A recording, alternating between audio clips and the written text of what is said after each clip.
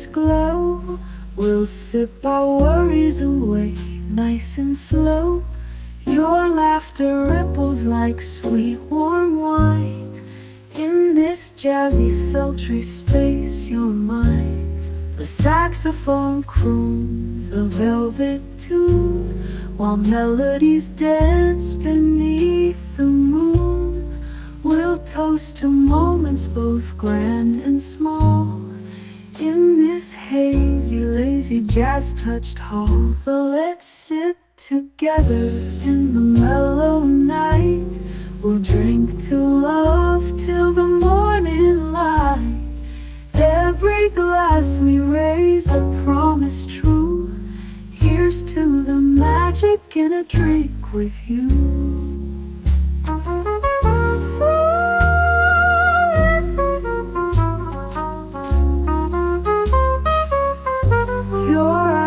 They sparkle with every click, sweet rendezvous over a simple drink.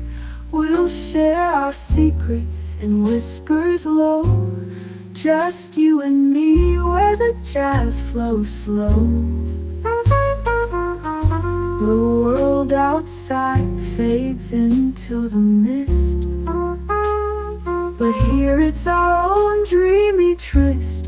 With each sip our worries drift away. Let's stay together till the break of day. So let's sit together in the mellow night. We'll drink to love till the morning light. Every glass we raise a promise true. Here's to the magic in a drink with you.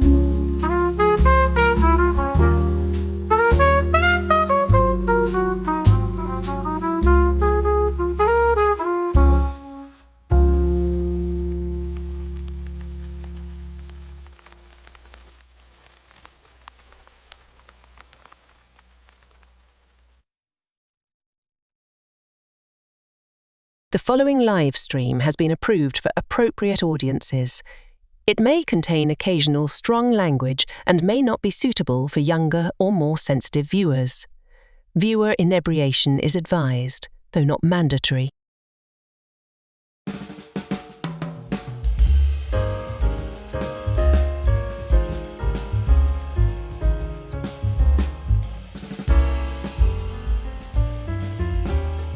Good evening, happy Friday, and welcome to Last Call. Tonight, we are revisiting urban legends, and I think this is the third time. An urban legend is a story or belief that has been told, retold, and told yet again. Because the tale is repeated so often and so widely, it comes to be viewed as fact. However, these stories are generally exaggerated, expanded, and even totally untrue. Some seem so outlandish, it's as though they were obviously not meant to be believed, and yet, you'd be surprised. That's what we're looking at tonight. So top off your glasses, get comfortable, don't leave your little pudding people with strange, irresponsible babysitters, and we'll roll this Canarble Wagon right now.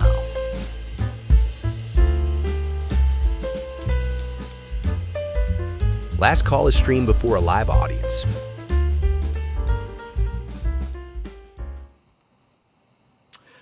Salut and welcome. Those of you that joined me for Liquid Lunch today, well, two things. One, you already know what I'm sipping on. And number two, you've got to be thinking that I spend my whole day sitting in this chair drinking. And you'd be right on both counts. Anyway, welcome. Happy Friday. It is officially the weekend.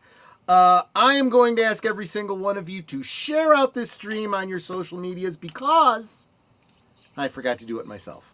I did. I know Netter did. Of course she did. She's my number one cheerleader. In fact, forgive me, Boomer. I'm going to go ahead and bring my bouncer in first because you guys can hear her anyway. Hello, my dear. And what are you sipping on today? Bouncing, bouncing, bouncing. Yeah. I am sipping on a new drink that Troy and I invented today. We're calling it a strawberry coconut cream. It is Malibu coconut rum and strawberry and cream Baileys. Mm-hmm. like a half and half I'm mixture. sure that there's got to have been a previous drink very similar to that. It may have another name, but I feel like we invented something new. The important point is Netter likes it, and she's drinking tonight, which means fun night ahead, at least for me. Anyway, let me also get, because we're going to have a couple people over here a little schnookered, we are going to need our designated driver tonight, Aged Boomer. How you doing, my friend? And, well, what are you sipping on? I'm doing fine. I am sipping on an orange juice. There you go. Just straight orange juice, not a screwdriver?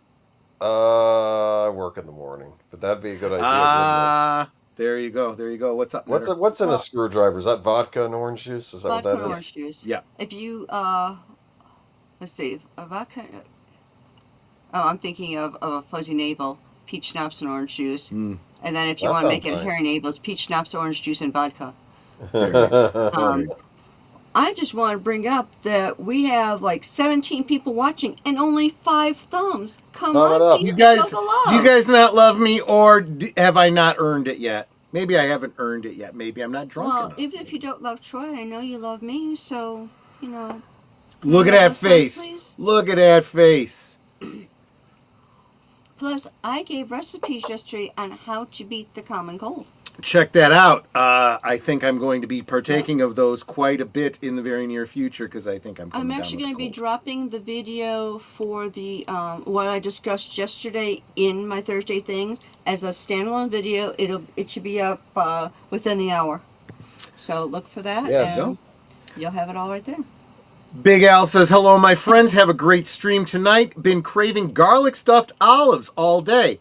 It's exactly what I got here, Now I want garlic along with bread. Bombay Sapphire and Cokie Americano.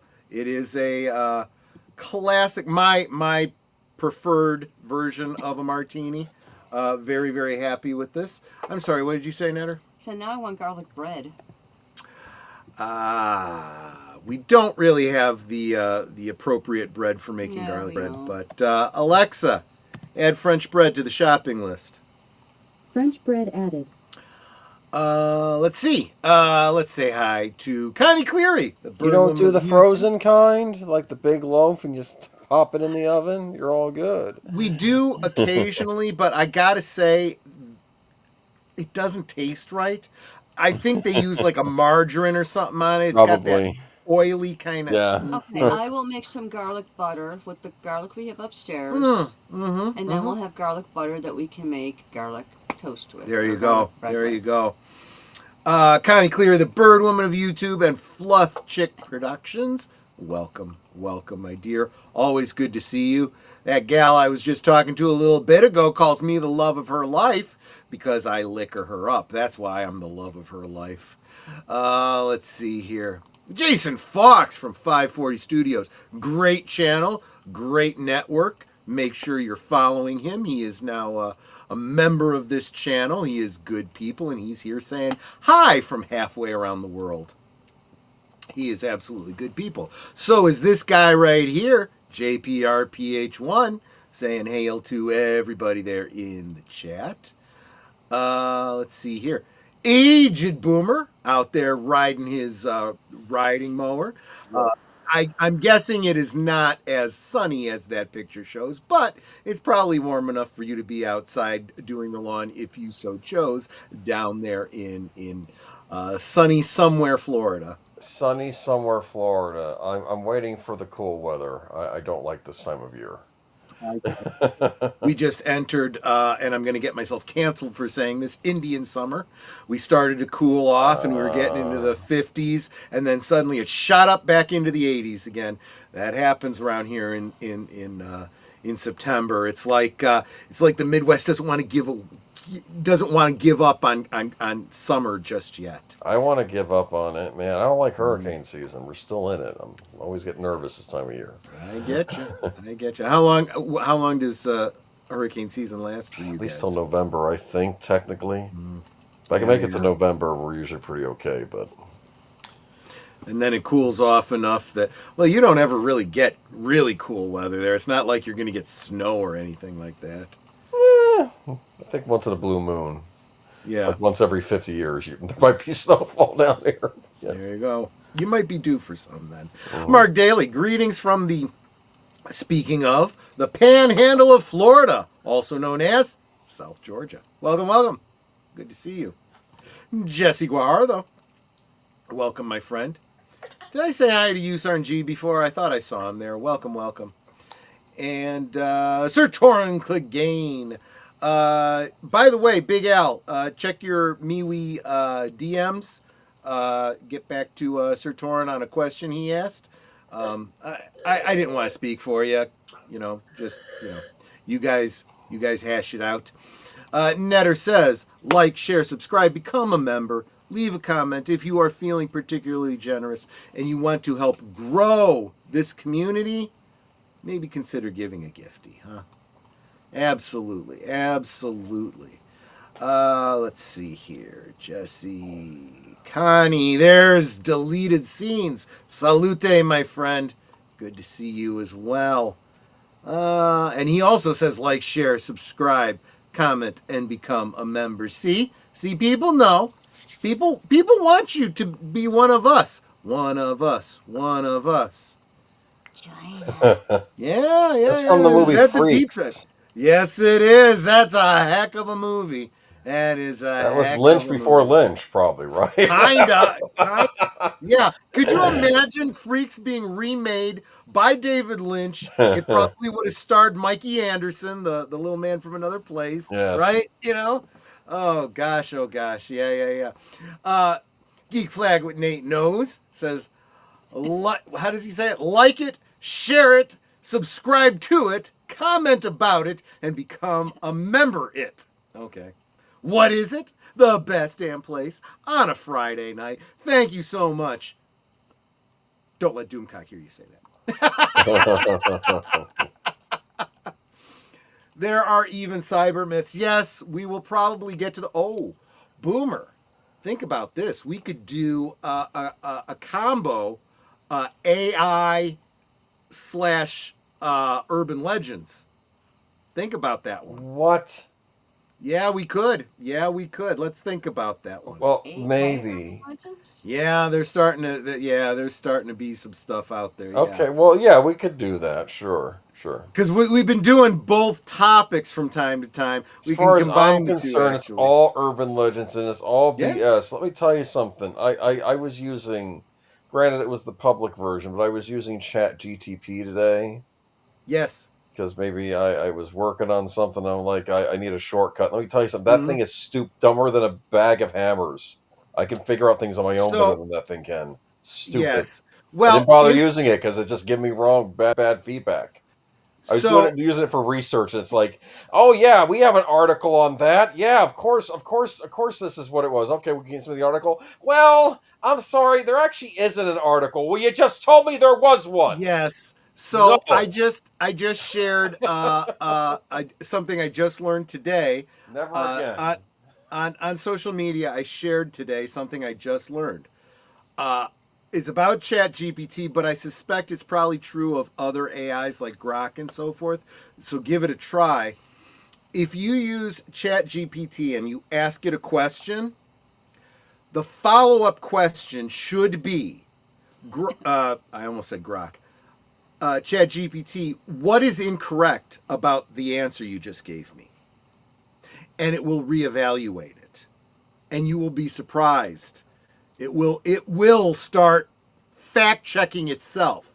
And my thought, probably the same thought all of you are having, why is that not built into it to begin with? To do that check automatically before it answers you. This is like all those lawyers that went and were giving up those false cases. And I'm like, you didn't even check to see if those things the ChatGPT gave you were real. We're actually getting ahead of ourselves. We're getting off topic. We'll discuss this another No, we're night. not. This is on topic, but I want to finish saying hi to everybody. Oh, yes. And I want to get back to this because it applies directly to the topic in hand. We'll come back to this. Put a pin in it, everybody. All right. Mark Dahley says 2 things happen when you get told You lose your memory, and when you get old, I think is what he meant. When you get old, you lose your memory, and I forgot the other one. I like that. That's a good one. That's a good one. Does it have something to do with your dangly bits? Maybe, you know. Let's see. You don't sit in that chair and drink all day.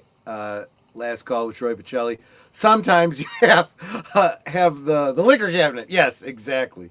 You have to go to the liquor cabinet. Sometimes you gotta go. After all the drinking, you have to release some of that liquid as well. So there you go. Drive by hi, says Curtis Selby, the tired midnight blogger. Nothing to see here, citizen. Gonna be doing my own karaoke stream in a bit. Trying to prep for it, but love you guys. Who knew people would throw away perfectly good money to hear me sing? I know. I feel the same way. We've got one probably coming up later this month. In fact, I'm supposed to have a guest next week, which I don't want to announce until I confirm. But maybe I can get him back for a karaoke stream as well. He's good people. Just saying that, you guys probably already know who I'm talking about. So shh, don't. We know a lot of good people. We know a lot of good people. I try. I hobnob. It's kind of funny because since I started doing the YouTube thing, my lawyer, who is one of my good friends from college, who I play Dungeons and Dragons with on Wednesday, he's like, YouTube. Yeah, I've been watching a lot of that YouTube. You ever hear this guy Doomcock? I'm like, yeah, I know of him, yes. And he's like, yeah, I watch his show all the time. He's very popular. He's got all these followers, and then I'm like, one day I'm like, yeah, I'm not going to be able to make it to D&D tonight. I'm going to be on Doomcock's channel. He's like, seriously, what are you doing? I'm like, I'm going to be on Doomcock's channel. Here's the link. Come say hi. Oh, Patrick? Funny. No, Chris. Oh, Schletter. No, Bruno. I just said my lawyer. Oh. Which one of those three is a lawyer? I don't know. His job doesn't seem that hard. Well, yeah. Could be any of them. And my Alexa added bread to the shopping list too. Okay. Alexa, add garlic olives to the shopping list. Garlic olives added. There you go, Big Al. Alexa, helping you out. Add butter to the shopping list. You already have butter on your shopping list. So add it again. Jeez. I tell her to add it again, and she never does. I turned the Publix hoagies into garlic bread. Works great on cheesesteak. There you go. There you go. Try making garlic toast using brioche. I have done that. Yes. Ooh. Yes. Oh, or what is that really thick cut bread that's really good for French toast? Texas toast. It's what you make Texas toast out of. Yeah, exactly. That's good stuff too. But really, honestly, there is nothing like, and let's face it, French bread and Italian bread are basically the same thing, just different length and width. And French, has more crust to white. So French bread is really the best, ironically, for making Italian bread. I say that as a Midwesterner. If I lived in Italy, which has many different kinds of bread, shapes and whatnot, it would be a lot easier. But around here, you have the big, thick, football-size Italian bread, and you have the long, thin French bread. Those are your only two choices living here in the Midwest. And you can play baseball with the French loaf and the Italian bread. You're not wrong. You're not wrong about that, especially when you let them go stale. And when they go stale, that's when you make French toast. Did you guys hear that all the electric bills are higher because of the massive amounts of power that AI uses? I've heard it. I've heard about it. And that's why we need more nuclear power plants. We talked about that on a previous stream. Yeah, that or we need to stop wasting money on stupid stuff. I'm sorry. There we go again. I'll comment on this later. Okay. Look, they already got rid of USAID. Let's take it one step at a time. The Cybermyths label started in the 70s and 80s, and it was a college term for modern urban legends. Yeah, that's true. The Horror Cat Dad. Good to see you, my friend. As well as a name blast from the past here. It's been a minute. Keely Chow. Good to see you, my friend. I missed the first 2 Urban Legends streams. They are linked below, so you can still check them out. First one I passed on from eating Pop Rocks and drinking soda. The second, I woke up in the bathtub of ice missing a kidney. Wow. Yeah, the 2 streams, though, are linked below if you do want to check those out. Dropping by here as well to say, hey, Horror Cat Dad. Kind of wondering about that name. Is it the cat that's a horror cat? You're the dad of a horror cat, or you're a horror enthusiast who happens to be a cat dad? I could see it going either way. His Alexa's going crazy. So, Alexa, fire photon torpedoes. Aye, aye, Captain. Firing photon torpedoes.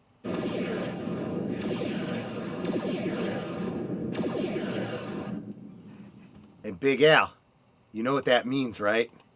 You know what that means? I'm the captain now. Okay, my lovelies, you have got better, but some of you have not yet shown the love. 17 watching, only 13 thumbs. Who are the 4 who don't love me? Yeah, you're making Netter sad. You're making Netter sad. Keep in And mind, I'm drinking alcohol, so I'm getting emotional. She's getting emotional. Come on, guys. Be nice to Netter. I know the moments were past, but were they shooting at the Klingons near Uranus? Put up, up. Well, they were scraping the Klingons off Uranus. Okay, anyway. Okay. Starboard bow, starboard bow, starboard bow. There's Klingons on the starboard bow. Scrape them off, Jim. Oh, yeah. Well, how do you know that song? That's disturbing. I've heard that song. Dr. Demento fans. Dr. Demento, yeah, we're big Dr. Demento fans. Miss Mark Dahley says, and I'm going to read it the way it's written. Sman's Club has butter with the garlic already added. Also, Kinder's buttery garlic seasoning, the secret to good garlic bread, butter in the garlic in the butter. Yes, but you know what you can do? When you've had your garlic for a while and you're thinking maybe it's getting past its prime, you chop it up, you crush it, and you put it into ice trays with melted butter. Then you freeze it. You don't have to freeze it. It'll solidify because the butter will solidify. Put it in the fridge. Yeah, but you can freeze it so it, keeps pretty much indefinitely. And then you... but you put it in the fridge so it solidifies, and then you freeze it. Well, yeah. And then as you need it, you just take it out.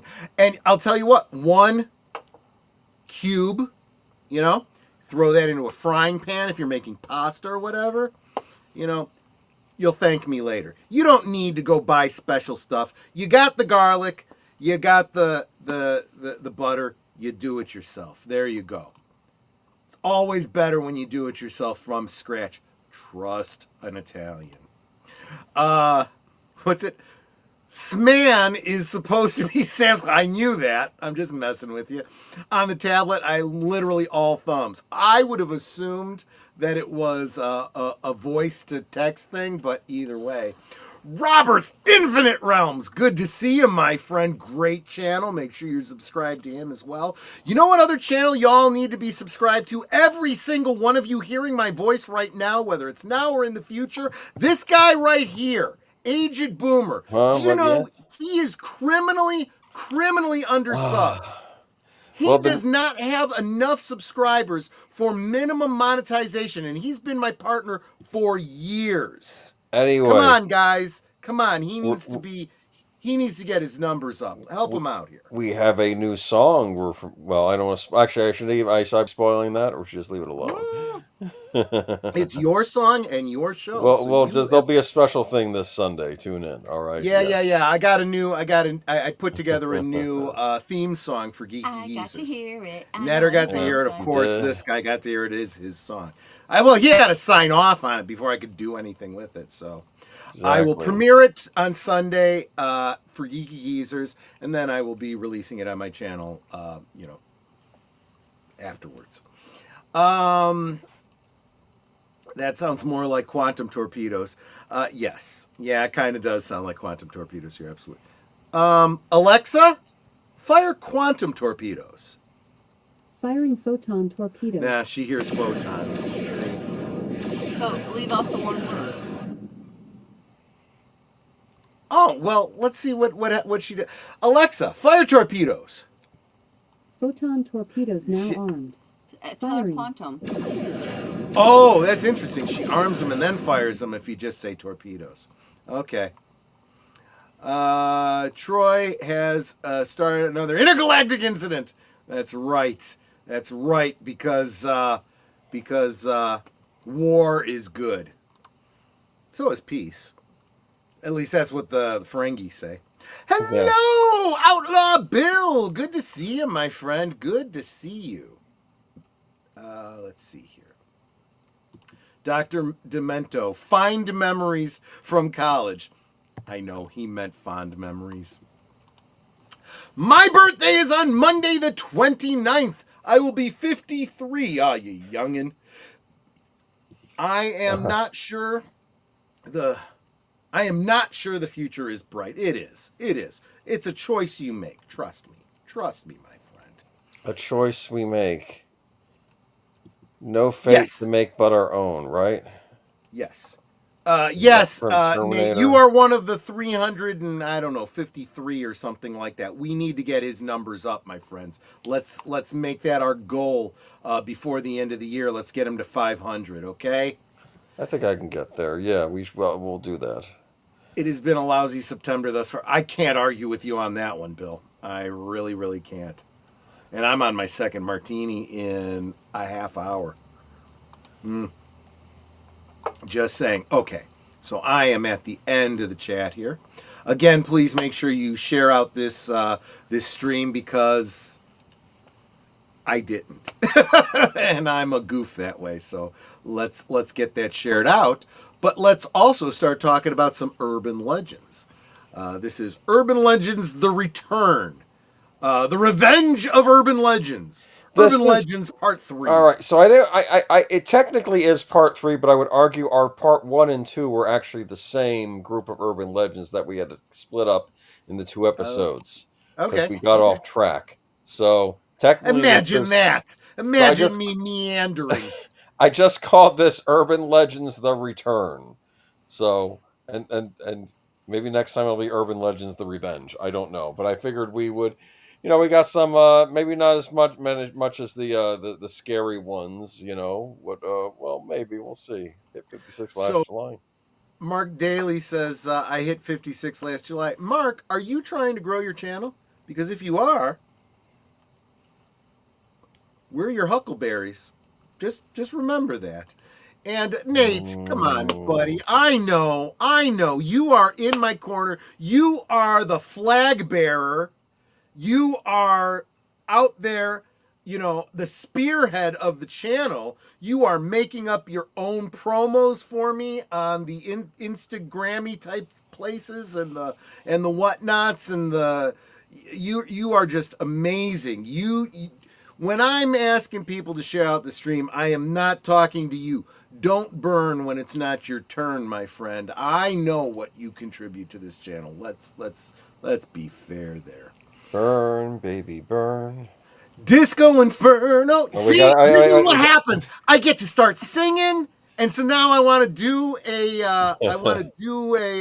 karaoke stream. Well, I wonder if I should do it. Should I do that? No. But maybe I should do that. Maybe I should. If I get 10 super chats of $2 or more in the next. Not that I think we're going to go this long, but let's say 3 hours. I will host Another the karaoke. monthly. There's an N missing there, dear. I'm drunk. Monthly karaoke There you go. stream. And Change the to I will host not the. no, because I don't want to make it a monthly thing. I'm saying the monthly because I'm doing it every month, but I'm doing it based on, hitting a goal. Yeah, no, I meant the in this case.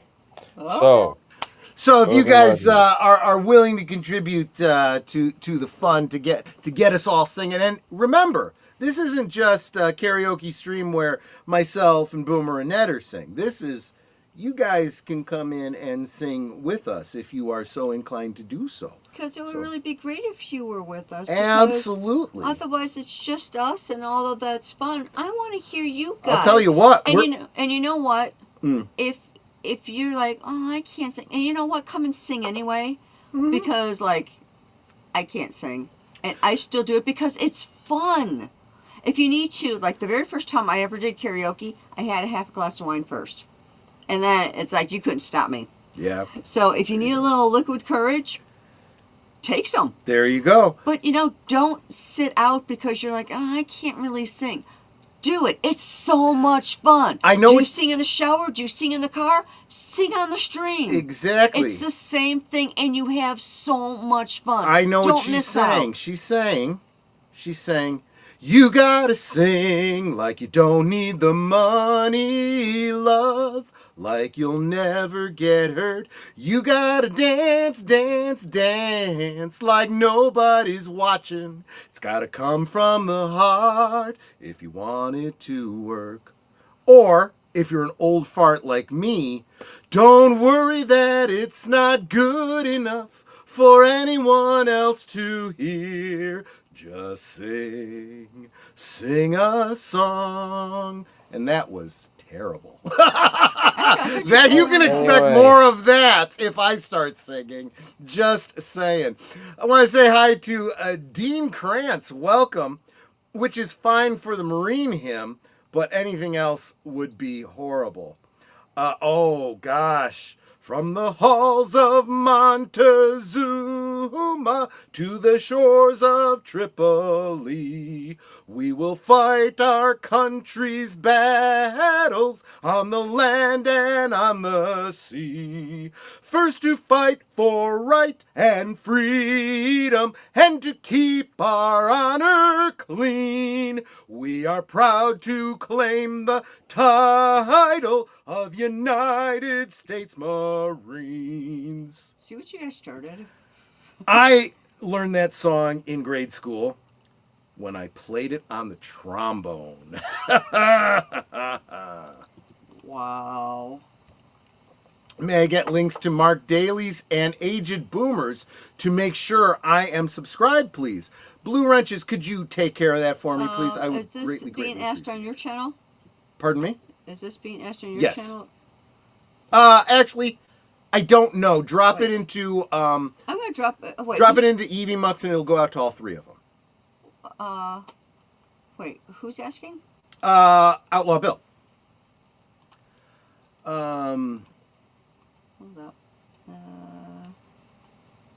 Where do I put it? And thank you so much, Deleted Scenes. He's my first $2 contribution. No. I take that back. He's got two. You got two. He is the first. I just haven't gotten to the second one yet. Deleted Scenes is sharing $2 for the karaoke fund. We will get to the topic, by the way, Boomer. We absolutely will. Okay, guys, you know how this works. You make me do the goal. You get my bad jokes. Yeah, there you go. There you go. Absolutely. I want your bad jokes. I need your bad jokes. A few drinks and anyone can sing that. Well, at least they believe they can, right? And Natter shares that, but it was true. The first time she got me out to karaoke, I got pretty liquored up too, and I don't remember exactly what my first song was, but I'm pretty sure it was an Elvis song. If I had to bet, I would say it was "Burnin' Love." But then she got me singing Love Shack after, I didn't even know the song. I'd never heard the song before. And she's like, just talk it out in the meter. If you see a faded sign at the side of the road. And she and her friend are like, oh, you did so good. And I'm like, that sounded terrible. No, you sounded just like the guy on the... And then days later, I heard it on the radio. I'm like, yeah, I guess I actually did a pretty decent job. It's not that winning of a song. Bill, I just dropped both links. This should be like somewhere near the bottom of the chat stream. And Nate is like, all right already. Yeah, I didn't set the goal too high, so we should be able to get there pretty easily. Troy, back in the 90s and the early aughts, there used to be a ton of urban legends about anime, lost media, especially with the Dragon Ball and Dragon Ball Z. I did not know that.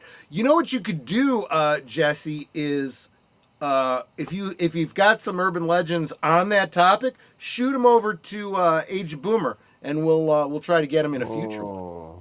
Not normally on this time of night. Fridays are for cigars and bourbon, which is absolutely perfect for last call. I'm all for cigars and bourbon. Abso-friggin-lutely. In fact, I got a couple cigarillos around here somewhere that I have to probably smoke before they go bad. Cigars? Ew. Oh, you'd like them. They're aromatic. They're not bad. And you're the one who gave me liquor, so this is your fault. I am announcing that after the stream is over, or tomorrow or something, I just dropped the vid for my helpful hints of the cold flu medicine entitled Cold and Flu Cure, recipes to make you feel better. So go check that out. It's, if you didn't see Thursday Things, it's the same thing we're showing on Thursday Things. This does not constitute medical advice, but they have worked for me. I highly recommend them. And they work wonders for me. Like today, I was feeling so ick, and I had some of the tea with the marshmallow root tea. I forget who it was that recommended that, but that has worked so well. So the marshmallow root tea, and then I also used my honey, lemon, ginger in a jar. I felt so much better after just 1 cup. Okay, Drinky McNetter, I need you to keep track of the fact that Age of Boomer dropped a $2 super sticker. That counts, even though it doesn't show up on Fist bumping. Yep. It looks pretty. Boom, boom. I have a comment on my video. Big L says, I need to try the honey mixture. I have that same yellow colander. Not in your chat, on my video. Oh God. Sir Tong Clegane says, I haven't had a chance to mention this, but I actually watched Popeye the Slayer Man.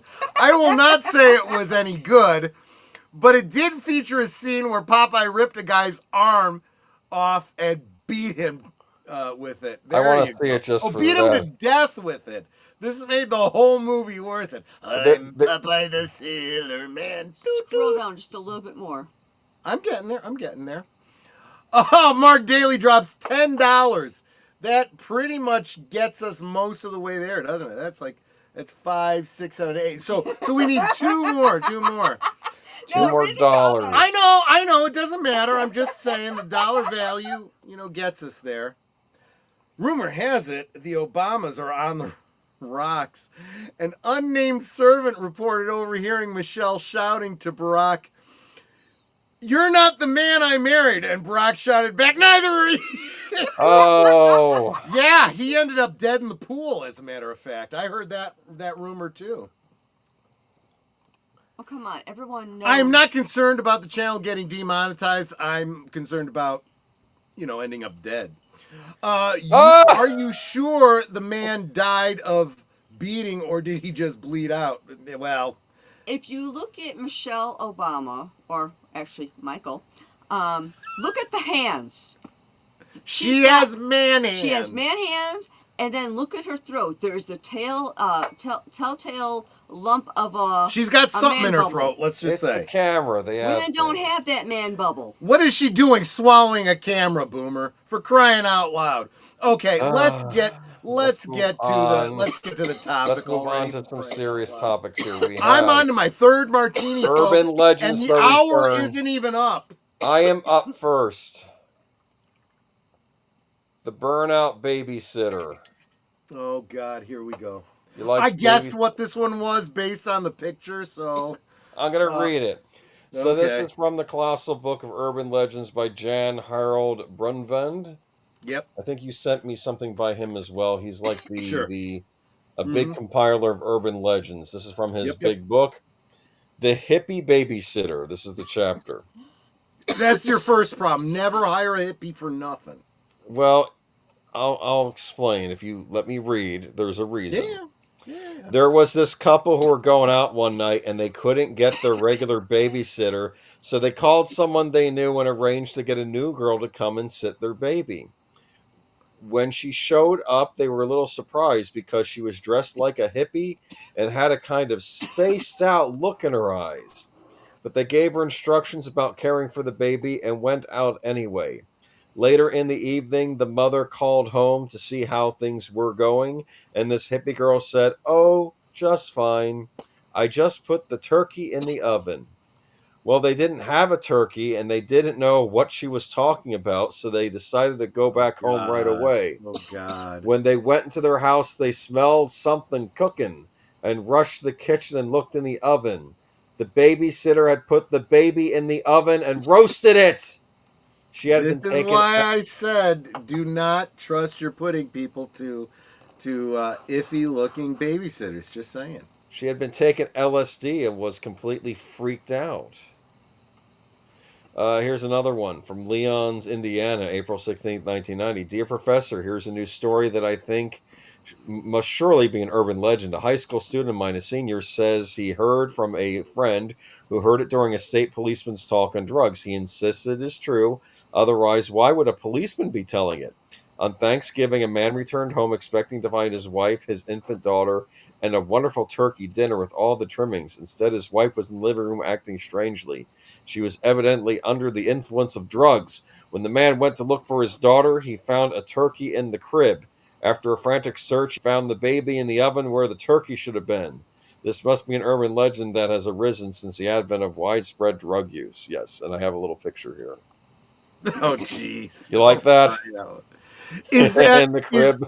I have to ask you this because it matters. Is that AI generated? Or AI. is that This was a hard one. That would have been so much funnier if it had been like somebody like actually took this picture, because there's only one reason you take this picture, you know. Yeah, because you put the wrong thing in the oven. Oh, you have some more super chats. We're done. We've hit it. We've hit the goal. What was the goal? I was just looking for $20, and you guys have already blown it out, my friends. You people are crazy. I am with my own kind. Yes, says you Geek are. Flag with Because I'm weird. And Mark Dahley says, I bought Tim Waltz's service weapon at a gun show. I may have overpaid, but it's in really good condition. Never been fired. Only dropped once. Yeah, Tim Waltz is a Tampon Tim is a friggin' moron. He's a putz. So this actually reminds me of. So I've of course heard this urban legend as well, and it's actually a pretty famous one. I never put any stock in it, but it also always makes me think of the last episode of MASH. I'm like, you know. Do you know anything about this urban legend? Does it have any origin story or anything like that? I can read the little blurb in the book if you want to please. hear. Go for it. Yeah. Good. I guess I keep thinking he's a professor. Did you hear that? He just turned a page, which means he actually has a physical book. I have it. They do exist. Us old people still have these things. They're called books, and they're they available. Were basically the internet for old people. They're available at your local public library. I do own a copy of this book, but it's in storage somewhere, so I got get yourself. Take a voyage down to your local library. It's all in books. Books are great, and they have that wonderful smell to them. That's true. The older the book, the better they smell. Depends. The first version is typical of how the legend emerged in the United States in the late 1960s. Sometimes the mother asked the babysitter to put the baby to bed and put the turkey in the oven. The drug days hippie reverses the instructions. The 1990s, the 1990 letter is from teacher Jack Johnson. He was right about the legend having its roots in the culture of American illegal drug use, but that was some 20 plus years earlier. Versions of the story in which the mother, rather than the babysitter, cooks the baby are known worldwide. And one person was told on June 19th, 1989, on PBS's McNeil-Lehrer report. I remember that News show. hour by an Yes, I anti-drug used to watch lecturer. that show. Yeah. I was that much of a nerd as a kid. Yes, well, anyway, I discussed the cook baby and cook pet urban legends in considerable historical comparative detail in an essay appended in the third edition of my textbook study, The Study of American Folklore. This essay, revised and updated, appears in my 2000 book, The Truth Never Stands in the Way of a Good Story. Yes, so that is the hippie, drugged out, burnout babysitter story. And I can't help but think that Hannibal Lecter showed up on the scene to do an evaluation of the babysitter and then said, "Waste not, want not." I'm sorry, that was a bad joke. I would not actually have a difficult time believing this story actually in France, and here's where I get demonetized, folks, so consider that with your tips, because I'm gonna read this. Actually, in France, there's an actual case of a Muslim woman who was hired through a babysitting service. When the parents went out to dinner and she realized they were Catholic, she boiled their baby and ran to the Somali embassy so she wouldn't be arrested. That would be one I would have to look up to verify.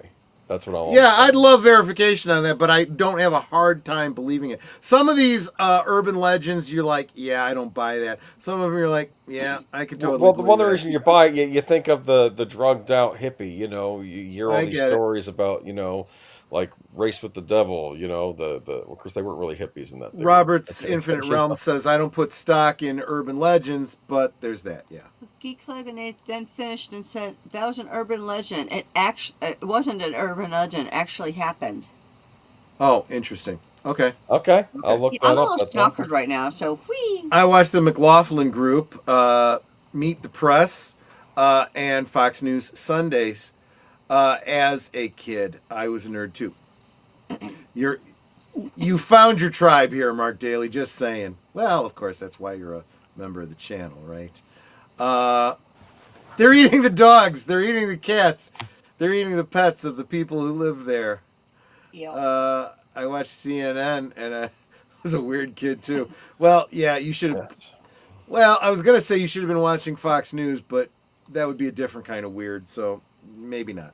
There you go. This was a hard one with the turkey. I'll show the outtakes at the end, like last time. The 999 phone charging myth. Okay. Let me pull Actually, up. I like the picture I got for this one. This was a little tricky. But that's actually pretty cool. That's actually pretty cool. I like that. It's not bad. And I have the article you sent me if you want me to read it, or you want to preamble. Let me see. Hold on a second, because I actually found a different one. You want to read from that one instead? Okay. What did I send you? Did I send you a Wikipedia article? I think so, yes. Okay, yeah, well, I've got it here. The 999 phone, and this is literally a Wikipedia article. The 999 phone charging myth is an urban legend that claims that if a mobile phone has low battery, dialing 999 or any regional emergency telephone number, for example, here in the States it would be 911, charges the phone so it has more power. This is confirmed as untrue. Anyone who understands how stuff works would know this. Anybody with a brain would know how that this works. is confirmed as untrue by several British police forces who publicly cited the dangers of making such calls. Okay, here's the basis for it. The basis for the belief was a feature of BlackBerry phones. If the battery level was too low, the phone automatically locked down phone features and shut down the phone radio for all calls except for emergency services. Phone users in the United Kingdom discovered that if they dialed 999, then immediately hung up, it would override the shutdown for several minutes so that phone calls could be made. The belief seems to have originated the UK BlackBerry forum around 2012. Actually, that makes a lot of sense. That would be a glitch in the software. Right. Well, or a misunderstanding of a safety feature. right? It's like so the idea is we shut down your mobile when it gets too low, so that you will always have enough charge to make an emergency call. But therefore, if you go ahead and call the emergency number, then hang up and then call your Aunt Betty or whoever it was you were going to call, I don't know why you'd be calling your Aunt Betty. That just came to mind. Whatever. It's going to release the charge that it's been holding on to. That doesn't mean it automatically makes battery charge out of nothing, right? And in actuality, if you call 999 or 911 and then hang up after, it rings they will call you back. They will call you back. And they'll be like, why are you calling? Are you in trouble? Do you need help? Because when we had and if not, why are you calling emergency number and tying up a line? Yeah. There was an incident that happened at our old company. A person actually passed away while working, and I was trying to call 911 on my phone, and for whatever reason it wasn't connecting. So I had to run up to the security desk and tell them to call. But then 911 called me back and said, okay, what are you calling? What's your emergency? And it was like, it was handled by our security. Don't even worry about it. They called and took care of the situation. But they were calling me back going, why did you call? Yep. What's the issue? That's so yeah, you can't protocol. call 911 and hang up. They will call you back and go, will. What's up? Well, and that leads into this next piece. In 2015, telling Siri on an iPhone to charge my phone to 100% would cause the phone to call the emergency services as a secret safety code. This was later traced to a bug in Apple programming that was fixed within a day. The urban legend continued to spread on social media as a prank. All the attributions are listed here in Wikipedia, so you can check those out for yourself. In 2013, Derbyshire Constabulary released a press release, okay, telling people not to believe the claim that calling 999 charged the battery. They cited that for every silent or aborted 999 call received, the operators have to call the person back to make sure there is no emergency. These silent calls wasted police time that could potentially block responses to real emergencies. Right. Bedfordshire police also released information asking people not to call 999 except for an emergency, as they stated that the last 6 months of 2013, they had an increase of hoax 999 calls from people believing the urban legend. Other sources supplemented these press releases by stating that misusing the 999 number is illegal. They also stated that the police could cut off telephone being used to abuse the 999 service. Not sure if that's true. I'll take them at their word just because you're a dumbass if you're doing that anyway. I'm just saying, look, these are the kinds of things, they say common sense is not as common as it used to be.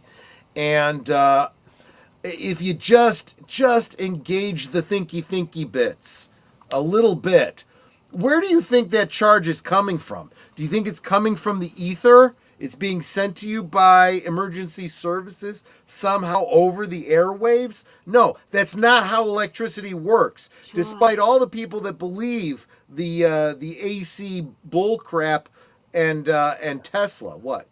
People are stupid. That is absolutely right. And if the past week of social media hasn't demonstrated to you how stupid people are, and what they will believe, and what they will post for everyone to see. Well, I would say the past 5 to 6 years, but especially in the past week, for crying out loud. I don't mean all people. It's not a blanket statement, but there are the majority of people on social media. There are a lot of really stupid people out there, and it's like, what is wrong with your brain? There are stupid people on late night too, but anyway. Well, Other luckily they're all getting canceled. We'll Let's talk more on that uh, on Sunday. Anyway, I'm just saying. gives the Wet Leg song "Dial 999" for CPR a whole new meaning. I like that. That's great. I've been saying that common sense is so rare that we need to call it something else. Yeah, it's rare sense now, right? It's almost a freaking superpower. Oh, it's like that commercial with the old ladies where it's like, that's not how that works. That's not how any of this works. I, until very recently, wanted to believe that those of us of our generation were more intelligent than the dumbasses that came after us. But I'm starting to realize that's not true, because there's a lot of old farts, too, that are doing stupid crap out there, too. So I think it has nothing to do with age. It has everything to do with a thinking problem. I work for the public. I already know how stupid people are. Yeah. That's not how the Force works. That's probably the only good line in that whole damn movie. Yeah. The public, and then I got away from it. You know the problem with public transportation? It's not the transportation. Anyway, Boomer. Moving on. Anything left to say on the cell phone thingy? Don't do it, you morons. No, I'm not calling you all morons. If you're listening to this show, you're probably intelligent enough and crazy enough and to realize this stuff ain't true. Yeah. I Googled this. I looked all over the internet. I couldn't figure out what the hell this was about, Boomer. Okay, so this is from a book, The As Complete as One Could Be Guide to Modern Myths, Urban Legends by N.E. Genji. Okay. This is under the section Campus Capers. I thought we needed a good college story in here. Anyway. Yeah. Okay, this is an interesting You one. people are stupid. Just listen. Write thinking of down Sam the Kinison notes and take back- the test, you idiots. Are you thinking of Sam Kinison and Back to School? Remember that scene? Oh yeah. University classes are never quite what students or instructors anticipate, and when those expectations clash, legends arise. Just getting the professors and students in the same room can be a challenge, as the ticking prof proves. Freshman students at Cornell were reputedly left wondering if they'd found the right classroom when, 10 minutes into the class's time period, their instructor had yet to make an appearance. Many watches were looked at again, and many pens rapped rhythmically against the desktops, and loud sighs periodically punctured the crowded silence until one student, clearly older than his classmates, stood up and headed for the door. Time's up on this guy. What? Well, if he was a full professor, I'd have to wait 20 minutes. But since he's only a contractual instructor for us lowly frosh, I guess that's freshmen, we've only got to wait 10. After that, he can't make us absence, but we can go. Really? Oh, yeah, check the handbook. No one checked, but they all trooped out following the older and presumably wiser scholar. The next day, as they filled in to take their seats in front of a clearly infuriated instructor, one freshman decided to take the bull by the horns and challenge the instructor on his tardiness the day before. The student lived to regret it barely, as the instructor erupted into a tirade about education at this level being about wanting it and not being forced into it like kindergarten children. The student's suggestion that the professor read the handbook before tearing into his students provoked the unexpected anger and an unexpected comeback. There's a reason they call it the student handbook, young man. If you'd bothered to thumb through it, you'd know that all instructors at this institution receive 15 minutes grace, exactly the same amount of time we give students before declaring them AWOL from the class. The older student had slunk out at the beginning of that conversation.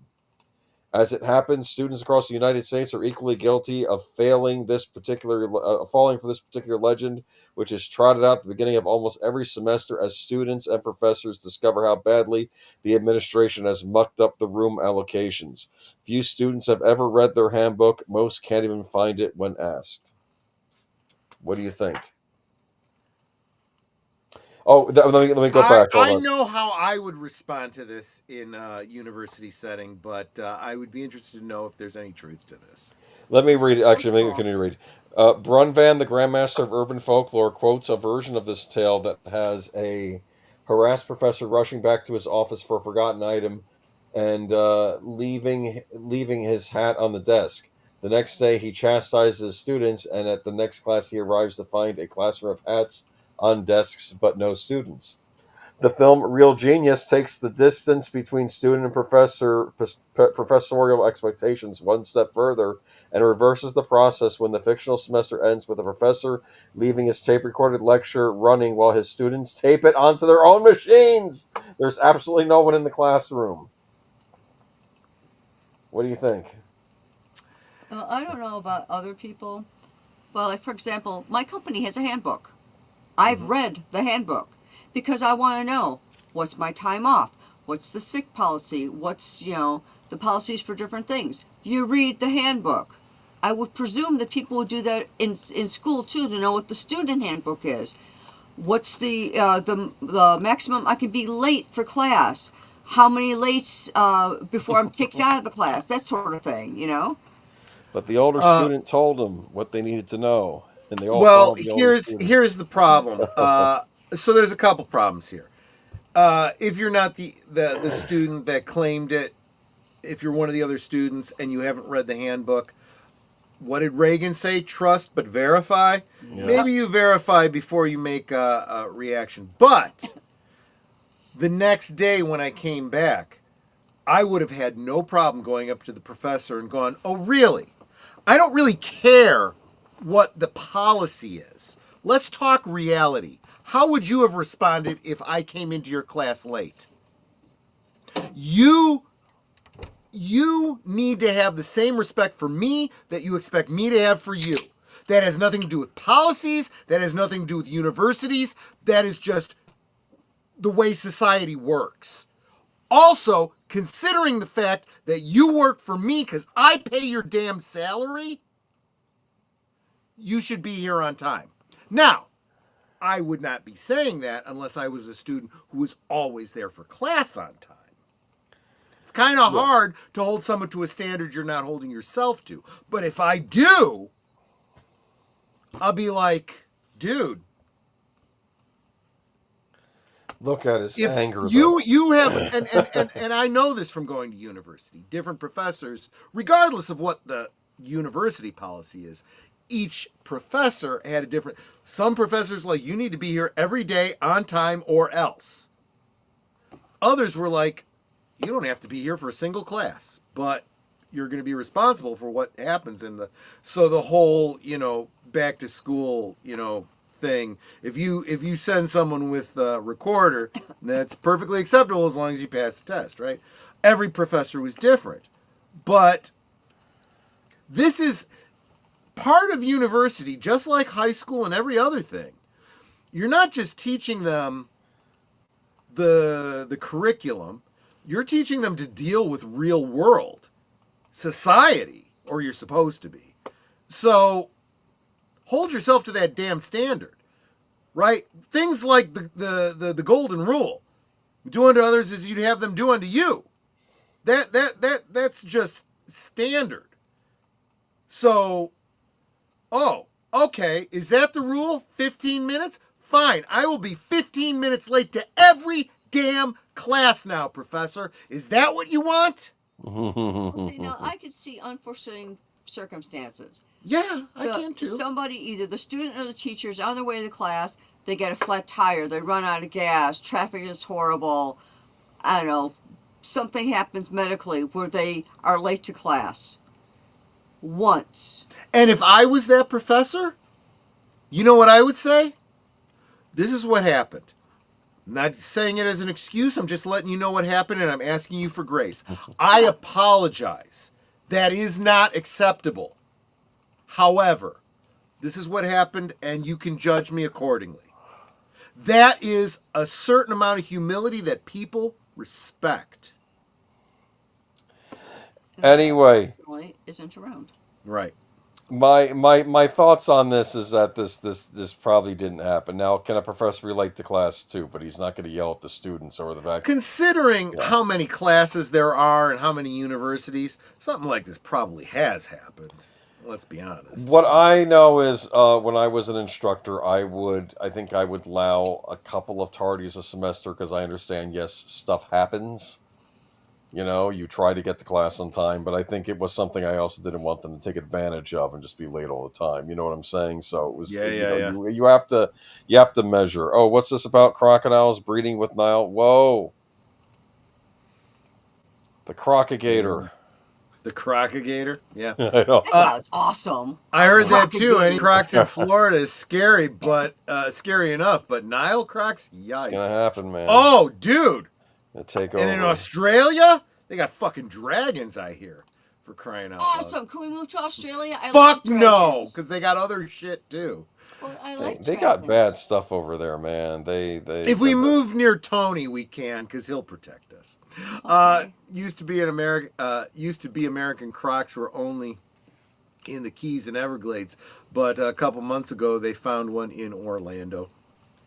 Interesting. It's funny because it's true. I don't know if this is still true, but when I was a kid, you could literally buy young crocodile. No, was it crocodiles or alligators? I can't remember. You could buy them in the pet store. And here's the thing about them. It's very interesting. They're reptiles, and they only grow as big as their habitat allows them. So if you keep them in some sort of an aquarium or something like that, they won't grow very big. They'll stay that size. My uncle, great uncle, Ralph, had a female alligator who was named, he named her Alice. And Alice the alligator, see? And he kept her in a bathtub in the basement. And so she grew to about, I remember them saying she grew to about 6 feet, but I can't imagine she actually grew more than 4.5 feet, if I'm thinking back realistically. Either way, his common law wife, my Aunt Ramona, was scared to death and would not go downstairs. She said, "You can do the damn laundry. I ain't going down there." So that's not an urban legend. That's well, I don't know if it is or not. That just shows how Because my family tells me this story. I have no corroboration other than his family's nuts. Let's just my family is and has been nuts. Gators will leave you alone if you leave them alone. Crocs will eat the fuck out of you. Absolutely. Tim Hayes, welcome, my friend. Good to see you. Channel member, great supporter of the channel. You are absolutely good people. Mark, what's scary is that on History Channel spinoff show of the Swamp People confirmed that there were Nile crocodiles loose in Florida swamps, and even kangaroo dragons. Oh, Komodo dragons. Duh. Man. Kangaroo dragons? I actually like that idea. Kangaroo dragons. That's actually... that would be kind They'll of cool. beat the fuck out of you and they'll breathe fire on you. Netter, they're not really dragons. The saltwater crocs are the largest crocs in the world, full-on man-eaters. Aw, don't dash my hopes like that. Come on, boy, she'll chew you up. Oh, here she comes. I really like dragons. She's a man-eater. Did you like that movie Dragonheart with Sean Connery and Dennis Quaid? I probably have seen it. God, I haven't seen that one in years. I vaguely talks. But you know how people are like, I identify as a dragon. Yes. Be yourself. Unless you can be a dragon, always be a dragon. Can you use an urban legend from Washington, D.C.? Sure. Municipal 9/11 calls came into the police department in the 9th District about a squirrel attacking people. Everyone thought it had rabies. Turned out the squirrel found a drug dealer's stash and ate all the crack. There's the next movie. Cocaine Squirrel. I want that movie. Okay, there is an episode. This is for you youngins. Probably don't know the show, but there was a show called Barney Miller, and No, sorry. And one of the detectives, I forget what his name was, but he was the Asian guy, and he said that they just arrested some drug dealer with a bunch of marijuana, and he was always spouting off like fun facts, and he goes, the University of such and such did a study on squirrels with marijuana and discovered that they would rather play with their nuts than bury them. Yeah, I had actually a hard time believing that at that time in history they would put that joke on TV, but they abso-friggin-lutely did. Well, it went over so many heads. It's like, come on. I love Dragonheart. When I dressed as a knight for Halloween, I referred to myself as a knight of the old code. I love that. Yes. That's brilliant. Love it. Really. So before we go on, we are a quarter of the hour past. Oh, we should do where I want to, and guys, those of you that are regular, you know what's going on this week. But you know what? I work hard on these promos, so give me just a second. That'll give me a chance to refill my drink, and we'll be back in just under 3 minutes. You are watching Last Call, streaming every Friday night at 9 Central, 10 Eastern. Come on in, pull up a chair, and have a drink with us.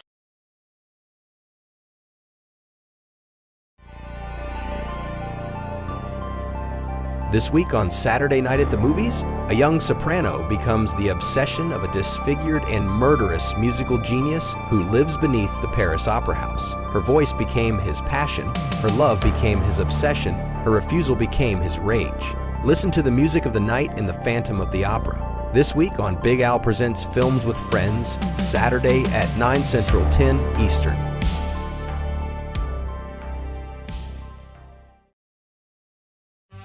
In a world where nearly all the entertainment is remakes, reboots, and rehashes of older properties, maybe it's worth it to get some commentary from people who experienced it all when it was novel and fresh.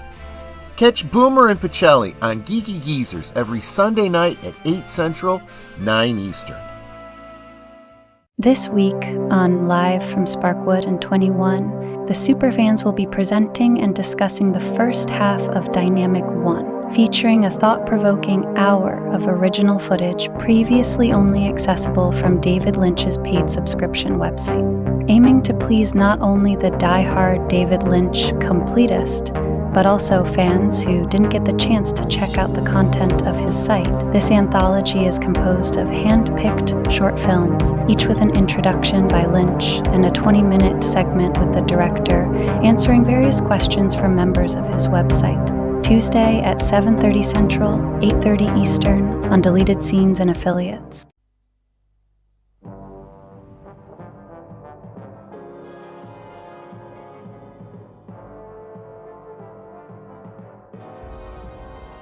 On board Scorpio, Vila intercepts a transmission from Serverland to someone called Cancer, referencing Domo the Ninth and 5 subjects. At first glance, the Federation transmission seems irrelevant. Then Scorpio's crew discover that they are the 5 subjects and the targets of her contract with Cancer, an infallible, hired assassin. This Tuesday on Last Call presents Blake 7 at 10 p.m. Central, 11 Eastern. It's Thursday night, and Netters Network talks to the streamers who have everybody talking. It's Thursday Things, Thursdays at 9 Central, 10 Eastern on Netters Network.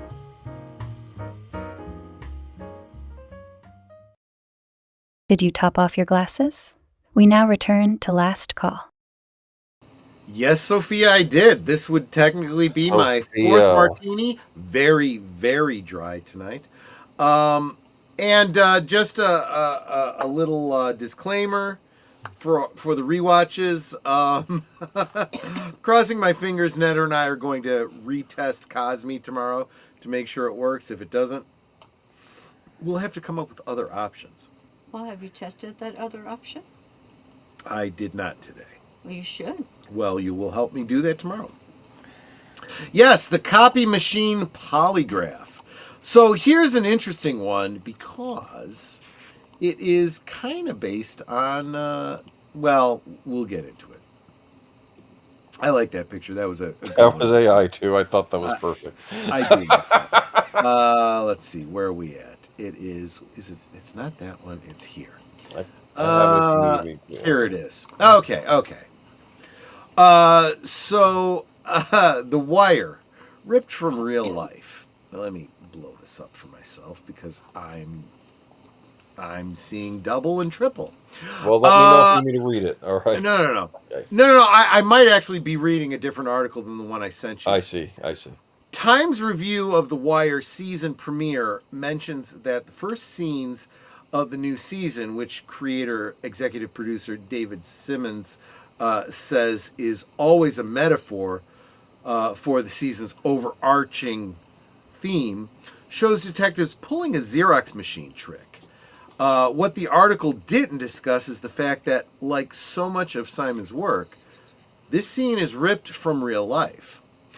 Below, a brief excerpt from Simon's epical 1991 book, Homicide, A Year of the Killing Streets, on which the NBC series was based. So this is where the quote begins. Yes. Not long ago, several veteran homicide detectives in Detroit were publicly upbraided and disciplined by their superiors for using the office Xerox machine as a polygraph device.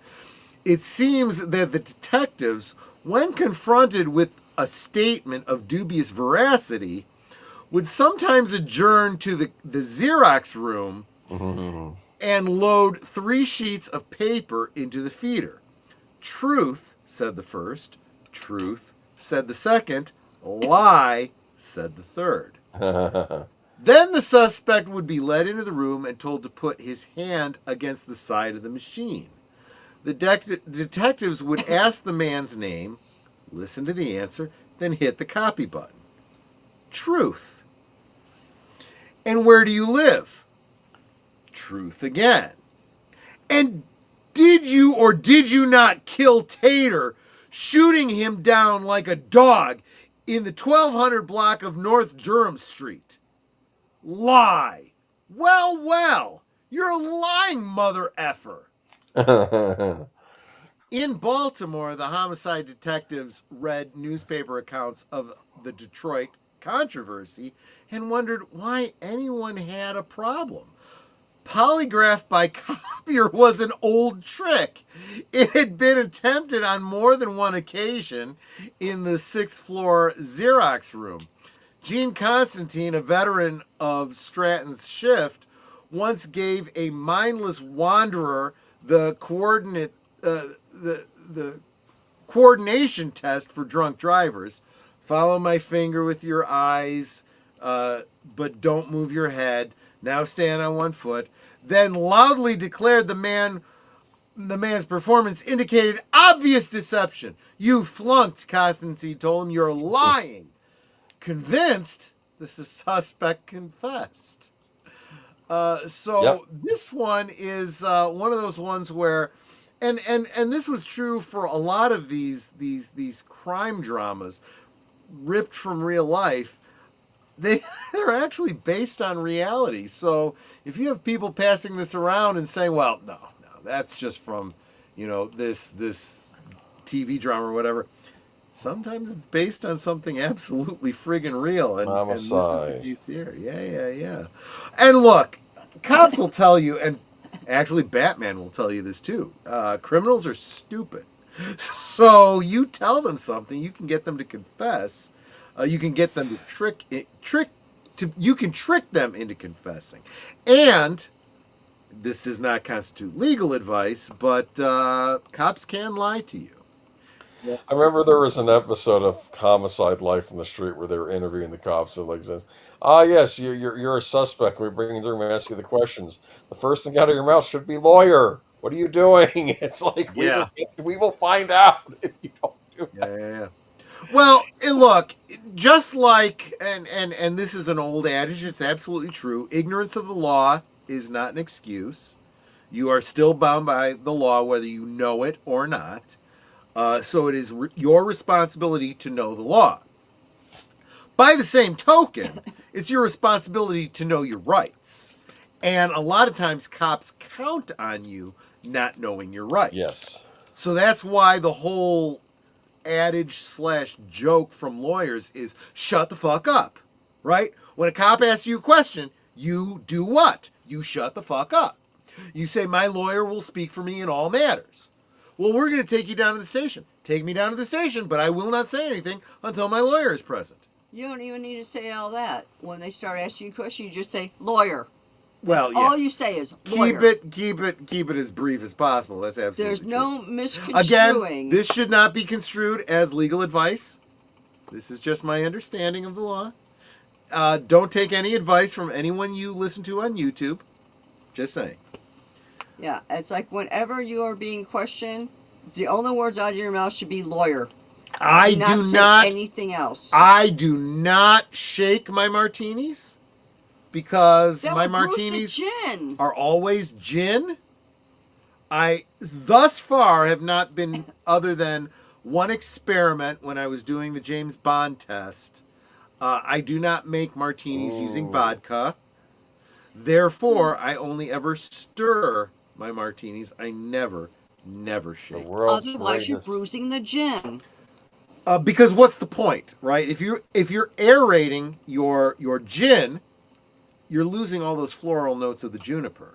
The world's greatest gentleman spy, James Bond. Well, there you go.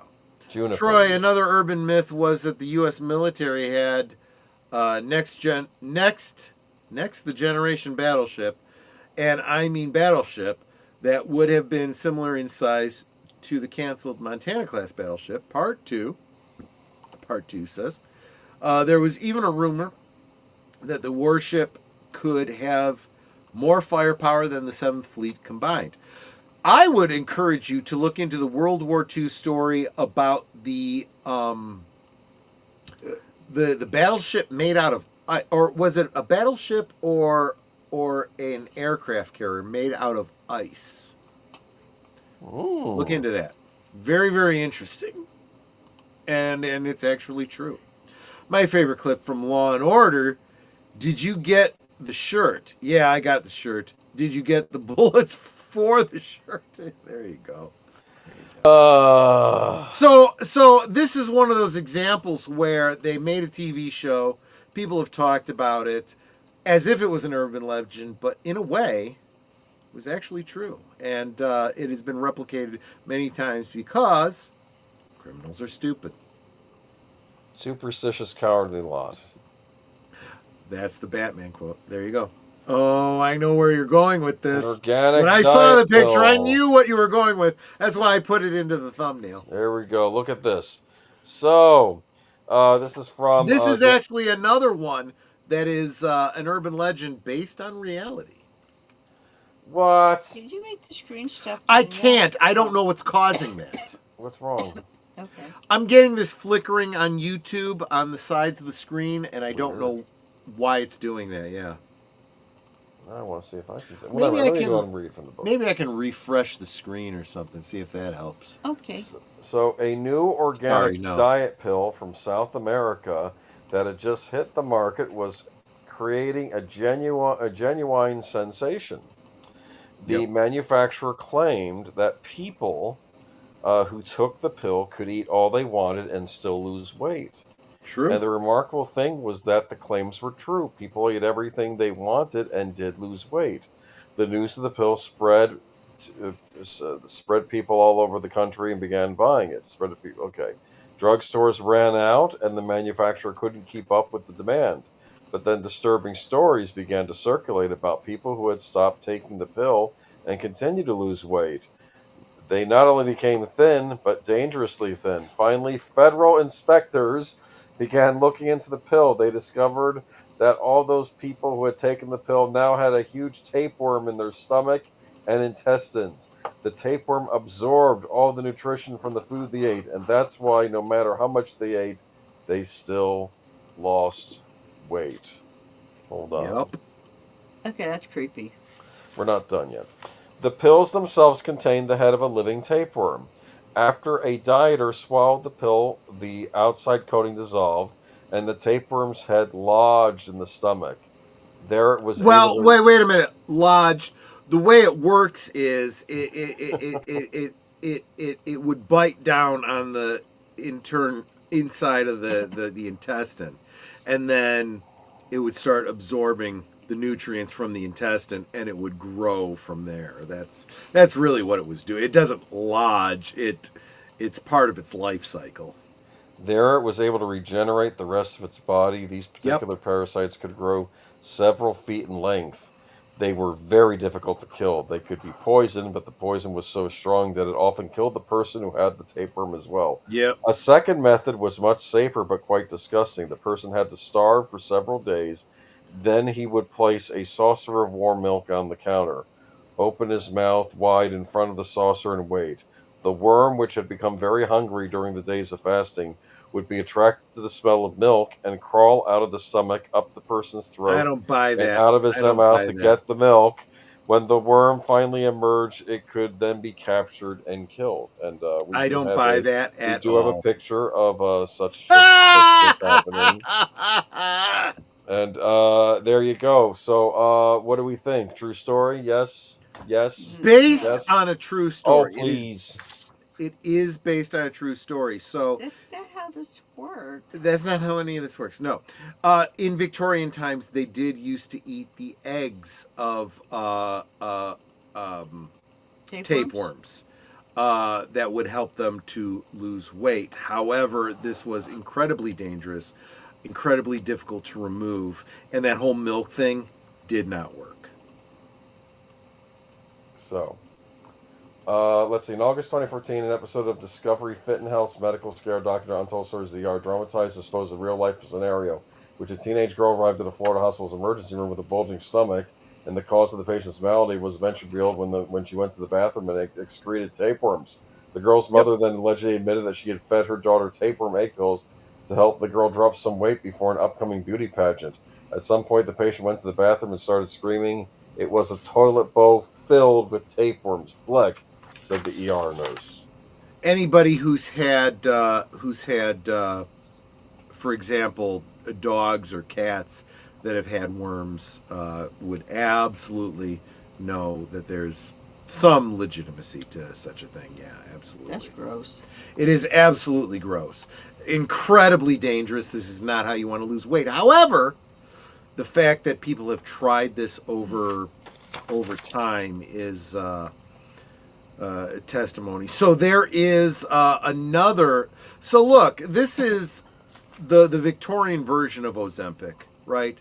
People are taking Ozempic right now to lose weight, and they're ending up with brittle bones, and ending up with serious injuries as a result. Yikes. When I was a younger guy back in the 90s, I used an over-the-counter weight loss method that I thought was actually great at the time. It's called Metabolife. Does anyone know about Metabolife?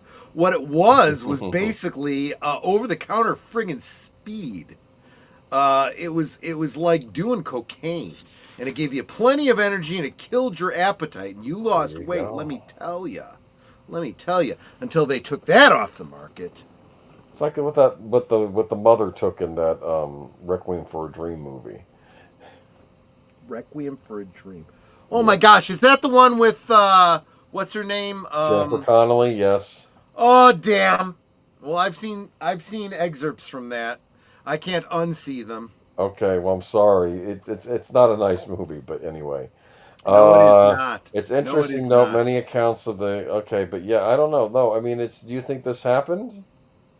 Yes, it absolutely did. I shared Claudia the thumbnail. Schiffer apparently took them. The thumbnail for tonight's stream contains an actual advert for buying tapeworm eggs. I can't remember if it's eggs or larvae that women actually used to purchase at their local apothecary during Victorian times to lose weight. It was incredibly, incredibly dangerous and foolish, but it's no different than all of the other weight loss methods we've used ever since, including the modern Ozempic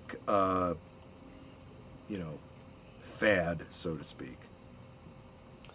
Listen to this. Other versions of how to draw the tapeworm include placing milk cookies and a hammer near the afflicted person's anus for a few nights and letting the tapeworm gorge himself into complacency on the treats. Once this has been accomplished, the cookie is withheld. When the worm comes out all the way to demand, "Where's my cookie?" whoever is stuck with the worm watching duty that night bashes it with the hammer. An alternative vermifuge calls for 29 steaks and a hammer. The patient eats a steak for 29 days in a row, then fasts on the 30th day. The worm becomes closely acquainted with the hammer right when it emerges to demand I can guarantee you that like that story, huh? That's true. I don't care what you put by your mouth or by your anus. The worm is not moving from where he's at. What will happen is if you start starving yourself, it will start consuming you. That's how tapeworms work. Netter, you like that picture? Adorable. Adorable. I thought it was nasty. That's what I thought. I was like, that's just nasty. It's disgusting. I hate tapeworms. I don't even know if that's what a tapeworm looks like. That's what the AI came up with. Okay. When I was a young bloke, I used to work at the bait shop in my uncle's marina, and I used to put together the nightcrawler, cups for people that they were going out fishing, and yeah. That kind of reminds me of that, to be honest with you. Disgusting. It's protein. That's what in the army they treat you. They say they strand you and they'll say you got to cook up anything. So you got to cook up worms. You're going to cook them, right? Oh, I think I've mentioned this story before. I had there was a guy that came to the office I was working at to teach us basic first aid. And he got off on a little bit of a tangent talking about survival training when he was in the military. And he was saying that, you go long enough without food, you'll eat friggin' anything. And when you're starving and you get a little bit of protein, a worm, a bug, whatever you find, it's like, you pop it and you're like, poing! Most people in the Western world don't know what starvation is like. Nope. Say it.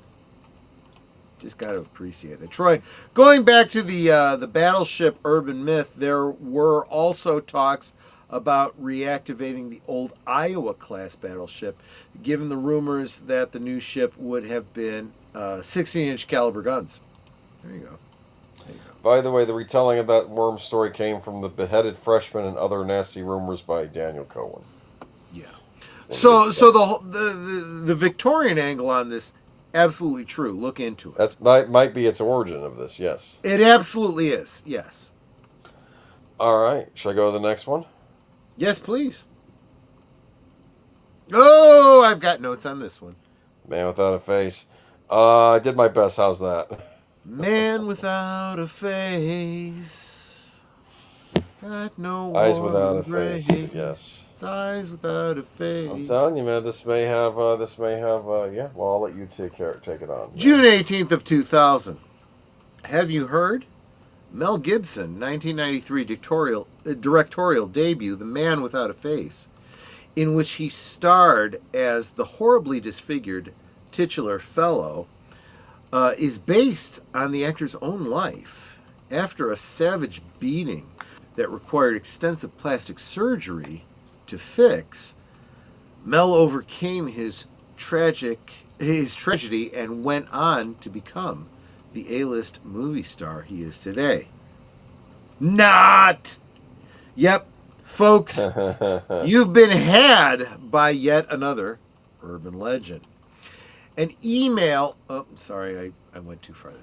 Oh, Harvey. An email. Yep. Yes, very good. An email making the rounds, which is in the form of a radio piece by Chicago personality Paul Harvey, has and been. Now you know the rest of the story. Yep. Has been officially debunked by Harvey's office.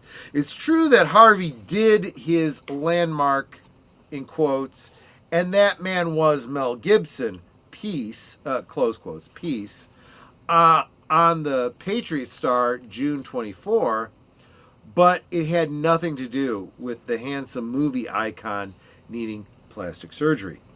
The anecdote Harvey ran concerned the time Gibson was auditioning for the lead in Mad Max. He'd been in a bar brawl the night before, and director George Miller liked the actor's bruised, knocked around look, which was perfect for the part of the leather-clad loner. Somehow the actual anecdote became distorted into the hoax email snaking its way around the globe, with many versions saying it aired as a Paul Harvey piece. How to spot whether the next tall tale is an urban legend or not? Go to www.urbanlegends.com. Somebody tell me if that webpage still exists, where they track and debunk such things. For more details on the Mel Gibson hoax, such as the fact that The Man Without a Face was based on Isabel Holland's 1972 novel and not on any incident in Gibson's own life, go to www.urbanlegends.com/ULZ/Gibson.html. That's from ABC News, folks. So it's got to be true, right? Because we believe the mainstream media in all matters. Not. So what drew you to this story? It came up in a list of urban legends that I found. That's all it was. No, man, I honestly did not even know about it. Then he went to church to ask God's forgiveness, and then the priests I know knew a plastic surgeon. Yeah. And then he made some anti-Semitic remarks and blah blah blah. Well, as soon as he did that, then his face started to melt off. Right? No, I'm sorry. Right. Like the surgery became undone because he broke his promise to be a good man or something. Is the best way to get fun out of Battlefield is to steal from the enemy camp supply officer. And I used to do this during airsoft games when my group forgot to bring food for the 3-day games. Look, there is an adage from Sun Tzu to forage off the enemy. Instead of relying on your own supplies, forage off the enemy. That has nothing to do with the topic at hand, but I think it applies to what you were talking about there, Jesse. So there you go. Yeah. So this whole urban legend about Mel Gibson, which I didn't know before 2 days ago, absolute bunkus. But very much bunk. Absolutely.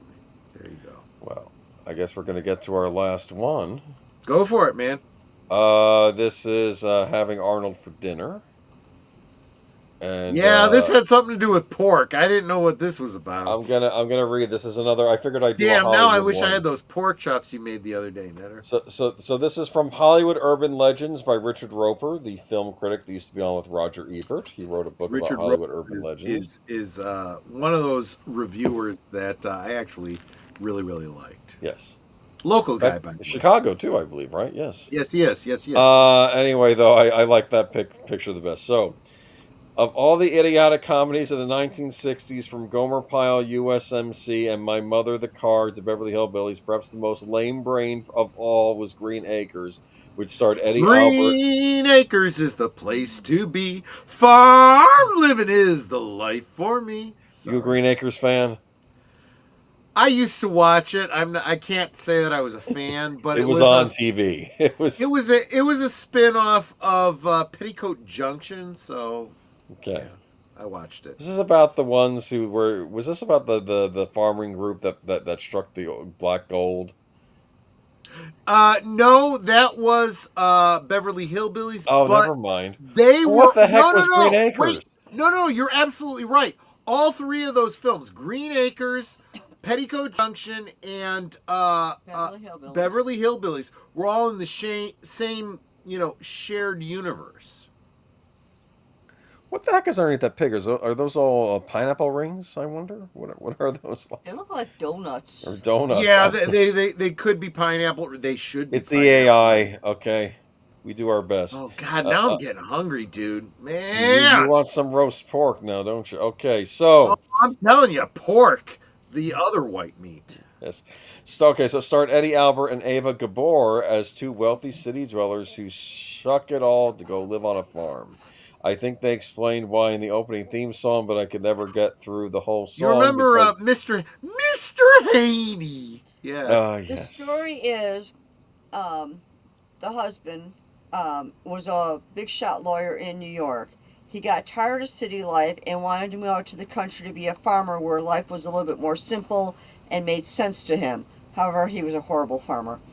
And his wife, Eva Gabor, or maybe it was Ava, I forget which Gabor sister it was. It wasn't Jaja. Yeah, it wasn't Jaja. It was either Eva or Ava. Her character hated being out in the country because it's like, I'm a Manhattan girl. Like, what the heck? Keep Manhattan, just give me that countryside. But what was weird is that she understood the country life better than her husband. Yeah. So Nate says, no, Petticoat Junction was a spinoff of Green Acres. Doesn't matter. My point is they were part of the same shared universe is what I was really getting at, to be honest with you. So anyway, he goes on to say probably the biggest star on the show was the charming pig, Arnold Ziffel. Arnold Ziffel, yes. Fans of Green Acres tell me that Arnold was always stealing scenes from Ava Gabor. That's kind of true.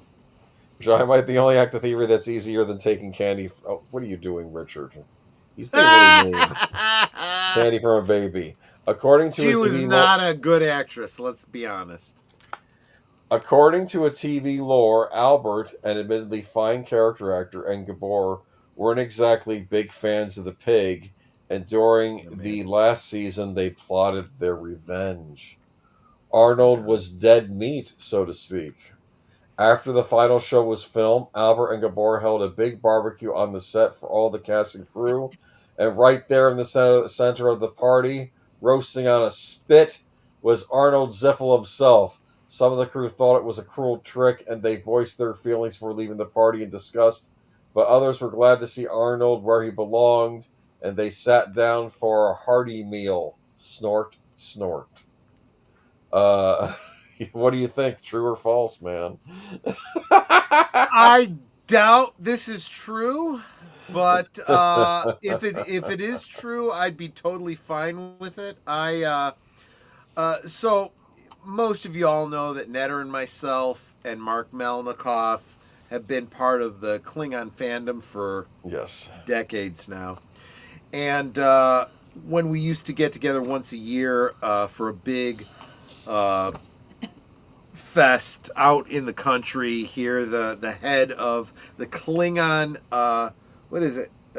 Klingon Armada International, he used to do a big potluck out at his farm, and he would oftentimes get a whole pig that he would roast in the ground. He'd dig the hole, do the charcoal, light it, put the pig in the ground, roast it all day long. This was some of the best meat I think I freaking ever had. So I don't know what the story is behind and then the next day they couldn't find their 3-month-old daughter. I'm kidding. I'm joking. Oh God, you're combining them here. Yeah. I'm sorry. Yeah, okay, go ahead. No. That's kind of not cool because I really love these kids. They were sweethearts, and it was good meat. You were saying yes. No, not only that, his son had a huge crush on Netter. So he used to follow me around. Used to follow her around and stuff. But in fact, his daughter, she was nuts. She used to, there was, one of the Klingons, so I don't know how much you guys know about Klingon lore and stories and whatnot, but there's this thing that because of the ridges on their forehead, one of the things in Klingon culture is to do headbutts, to show your strength and whatnot. Well, she was real into it. She was like, she said to one of the guys, "Hey, I want a headbutt." He said, "Okay," and she literally grabbed him and just boing, and she top of her head into his forehead, almost fucking knocked him out. She was like, I don't know, like 12 years old at the time. It's like, oh girl, you're like friggin' aces. Just you win the no prize for Klingondom tonight. Let me just tell you. Real quick, I want to say hi to Wilkie's Movies and Music. I am so thankful to him because I can forward my posse from Liquid Lunch on Fridays over to your channel because together we grow, and I hope you're doing real well on your channel, my friend. Doing everything I can to support you. Really, really am. You're good people. Troy, I wouldn't be surprised if they did eat the pig, similar to what happened to the octopus on the Toho King Kong versus Godzilla from the 1960s. If you've got information about that, I'd love to hear more about that. But Boomer, do you know anything about this? Is this true, or is this? So this is what Richard Roper has to say. Come on. In reality, there was no pig who played Arnold Ziffel. During the complete run of the series, as many as a dozen pigs were used. I'm not surprised by that. Like somebody was going to be able to tell the difference. If lassies can be interchangeable, certainly multiple Arnold Ziffers wouldn't be a problem. Ziffels wouldn't be a problem. I would not. Yeah, so I would not be surprised if they had a cast party where they were roasting a pig, just to, it's Arnold. Lassie was not a female dog. Lassie was a boy. What? Yes. It's because the males are dogs easier to train. Yeah. So Lassie, even though they kept saying, "Here, girl," and all this, Lassie was a boy dog because they're easier to train. It's important to keep in mind that dogs don't actually understand English. They get the gist of what you mean based on your tone. So, yes. I guess. Real quick, I want to say hi to the Horror King. Good to see you again, man. Damn, do you ever friggin' sleep? I know that you're over on the other side of the pond, and you were here for Liquid Lunch, and you're here now? My gosh, man, do you ever sleep? No, I appreciate you being here. Always good to see you. Can I tell you a dirty joke? A man fell in the mud. Oh, that's an old one. And then the clean joke is he took a bath. Wasn't there a follow-up dirty joke? Oh, no. Here's the way it goes. Can I tell you a dirty joke? Man fell in the mud. Can I tell you a clean joke? The man took a bath with Bubbles. Can I tell you another dirty joke? Bubbles was the girl next door. Ba-dum-bum. There you go. I probably wouldn't have remembered that one if I wasn't drunk. Wilkie's Music giving me a $2 super chat. Here I am, a member of your channel. You're a member of mine. You're dropping a $2 super chat. What's up with you, my friend? Always appreciate the support. Thank you, my friend. We are already over the goal we were looking for, despite, I know it says 6 out of 10. It's bullshit. We've hit the monetary value I was reaching for. We'll be having a karaoke stream in the coming weeks. And you are certainly welcome to join us. Corey, are you the type that would sing on a karaoke stream? Just wondering. So all the pigs were sent to farms where they lived out happy, sedated lives. That's always good. Also, there was also a rumor going around that the cast of Babe ate the pig at the end of the production of the movie Babe. That didn't happen. I like octopus. If you know what you're doing when you prepare it, it's going to be, if you cook it, if you don't cook it long enough, it's not going to be good. If you cook it too long, it gets rubbery. But if you keep cooking it, it gets tender again. Yeah, so there you go. But yeah. Wait a minute. Not sure if people would want to hear me sing. Dude, people just paid $20 to hear me friggin' sing. And I can't sing. Look, When no one else can understand me, you touch my hand and I'm a king. Your kiss to me is worth a fortune.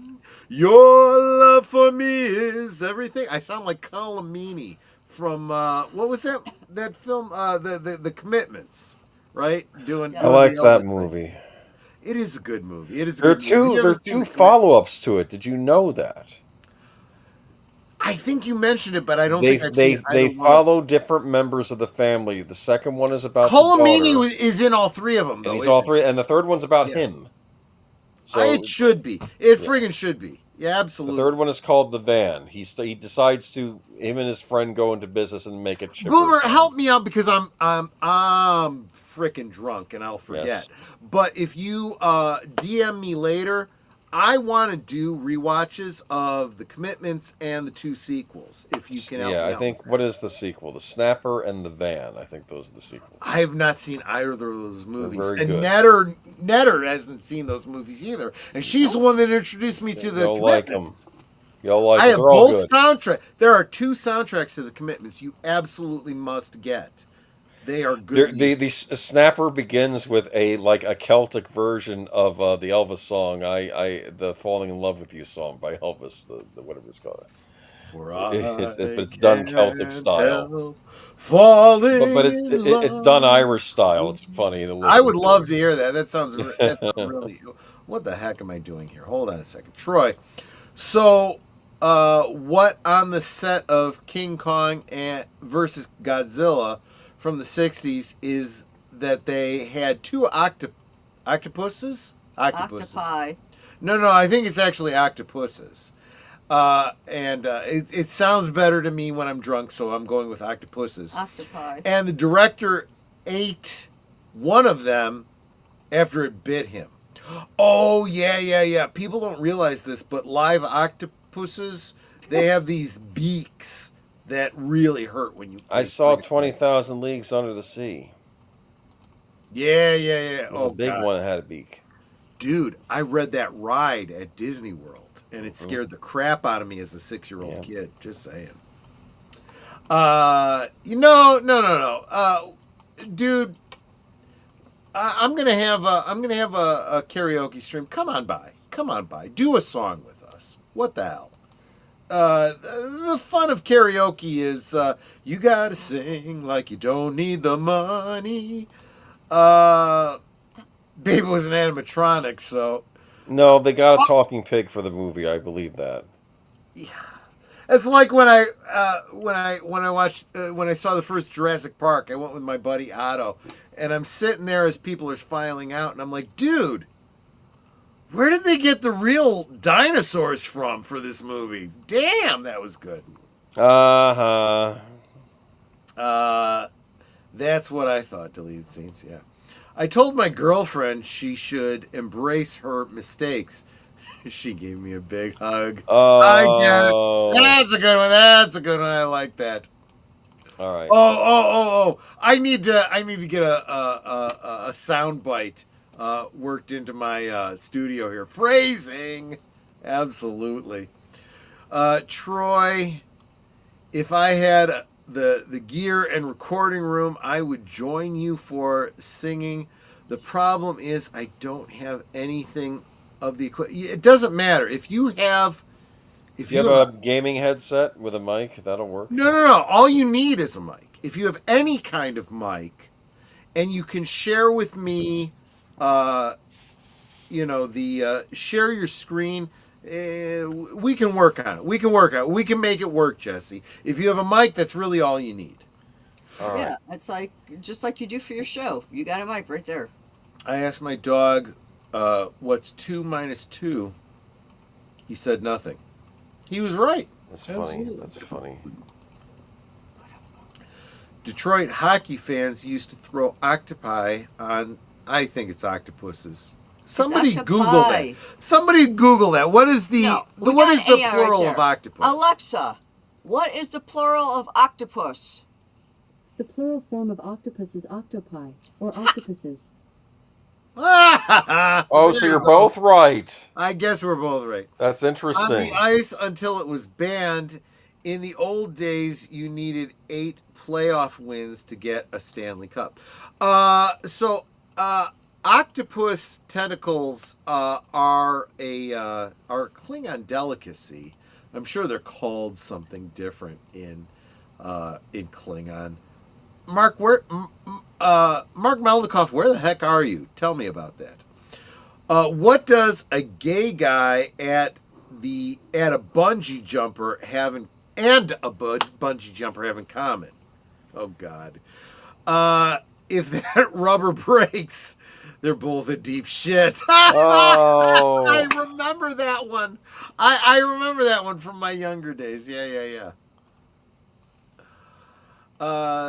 Good thing it's just Jesse, I can relate there. That's why I don't live stream. I don't even have a working mic. Okay, fair enough. If you don't have a mic, it's going to be really hard to do the karaoke. Alexa is listening to the woke. Yeah. No, you're not wrong about that. Do you want to see the outtakes? Oh, damn. I'm scared. Okay, so yeah, this is the turkey in the crib. That's one that didn't quite make it because that's less scary than the turkey. Yeah, he kept putting the bird's head on it. I'm like, I don't want the bird's head on there. I just want No. Let's see. That's another one. I almost used this one. But that one actually isn't bad. Yeah, that's fine actually. All right. Let's see. Damn, now I fucking want turkey. Stop swearing. Alexa, add turkey to the shopping list. Okay. Turkey added. Because we're coming up on the holidays here. Okay, what is this one? That was supposed to be that was supposed to be like the babysitter that was on drugs. Because I went with that originally, and it kept screwing up. But I thought that was creepy looking. But that looks honestly, like a little girl. That one is probably worth keeping for a future one. Because that's. Well, I'll hold on to it. Netter, this one looks like a haunted version of you. It does look like me. Right? Okay. Looks like me as a little girl. That's another one of the stone babysitter, but again, she's facing out from the door. I decided to go with the turkey instead. Yeah, that kind of doesn't. Okay, yeah. Okay, so moving on to another angry professor. That one's actually, yeah. It's okay. That's women eat. That was another one with the. That's a small. That one's almost sad because that's a suckling pig. Yes, they're very happy. Okay, let's see. I also had it's another pig again. That one is the cooked pig is actually standing. That's ridiculous. What is the AI thinking when I give it commands? This is ridiculous. I know. This one's not bad. I almost went with this one, but yeah. God, that actually looks good. All right, moving on to another one. See? Yeah, okay. That's not bad either. Real quick, Jesse Guajardo says, turkey sandwich with ham, provolone cheese, Italian bread, spinach, and lettuce. Jesse, that does sound really good, but that also tells me you ain't Jewish. Is it against kosher to put both spinach and lettuce on a sandwich? Two different plants. I'm sorry. Usually, most cheeses and meats. I know, mixing those two and plus ham. That's verboten. Look at that. Yeah. Look at that. You're not allowed for dairy and meat to touch. What the hell? Two-headed worm? That's a problem. That one's actually not too bad. That one's not too bad. Push me, fool you. Okay. Yeah. This one grossed me out. Yeah, that's almost too real. Yeah. Let's move on to. Do not like this one either. I almost did go with this one, but I went with the one with the bowl instead. And these are the different. Man without a face. I dig it. They too much face. That was the problem. That's why I didn't use them. Yeah, I see this one. Is that the one you went with? No, I went with a different one. A different guy in a dark alley. And here are the phones. That's what the hell is that? Yeah. What platform do you use? Canva. These were made with Canva. Oh, okay. Real quick, Mark Dahley says, during the holidays, I grab Cornish game hen from the poultry freezer and say, thanks to Bidenflation, this is the only turkey I can afford. Funny, man. So I have taken to look.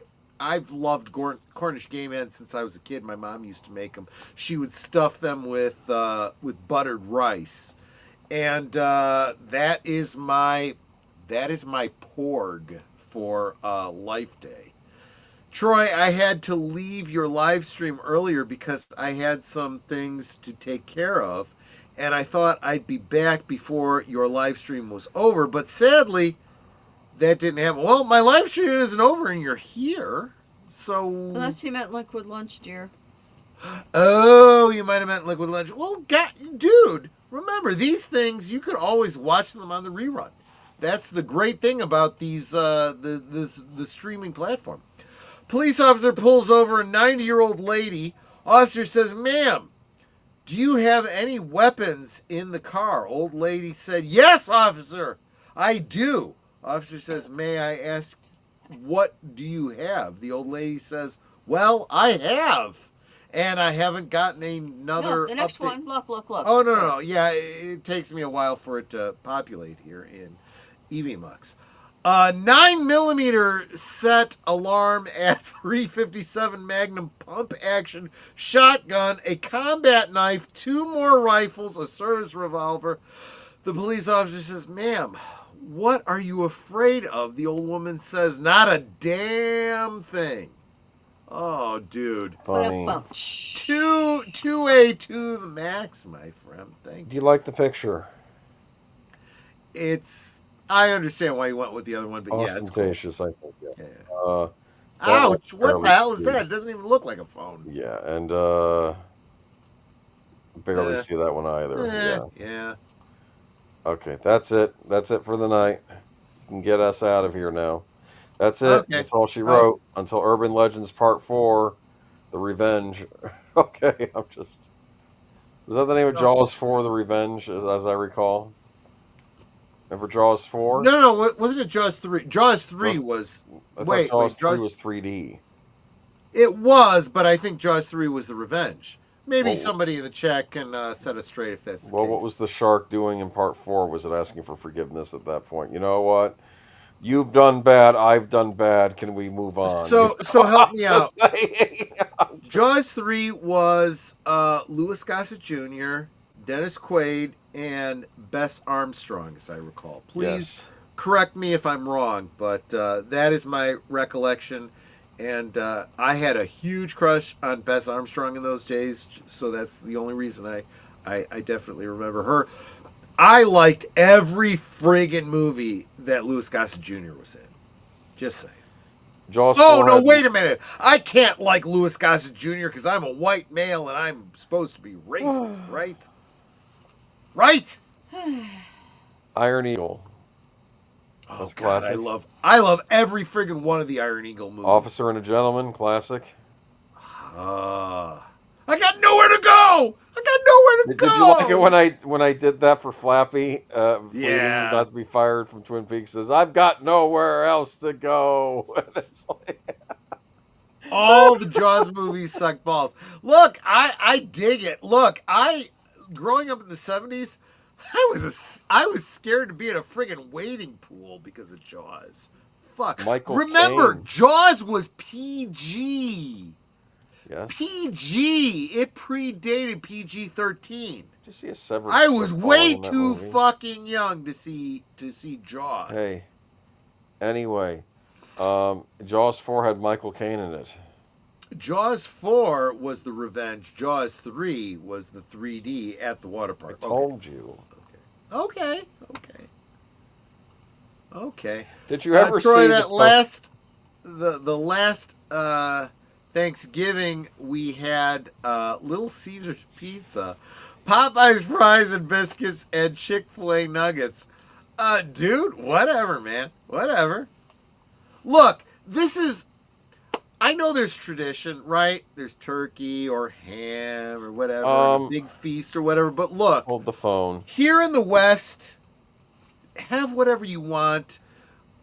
The thing to be thankful for is you can have a feast of whatever you enjoy because we are so blessed. That's why you're thankful. Jesse, why aren't you getting the chicken from Popeyes? You're getting the fries and the Love biscuits. that chicken from Popeye. Now, I do like the Chick-fil-A nuggets. They are the best nuggets you can get retail-wise. But Damn, Popeyes chicken ain't bad. Chick-fil-A's got some pretty damn Their good tenders ain't bad. I'm just chicken. saying. To be honest, yeah, absolutely.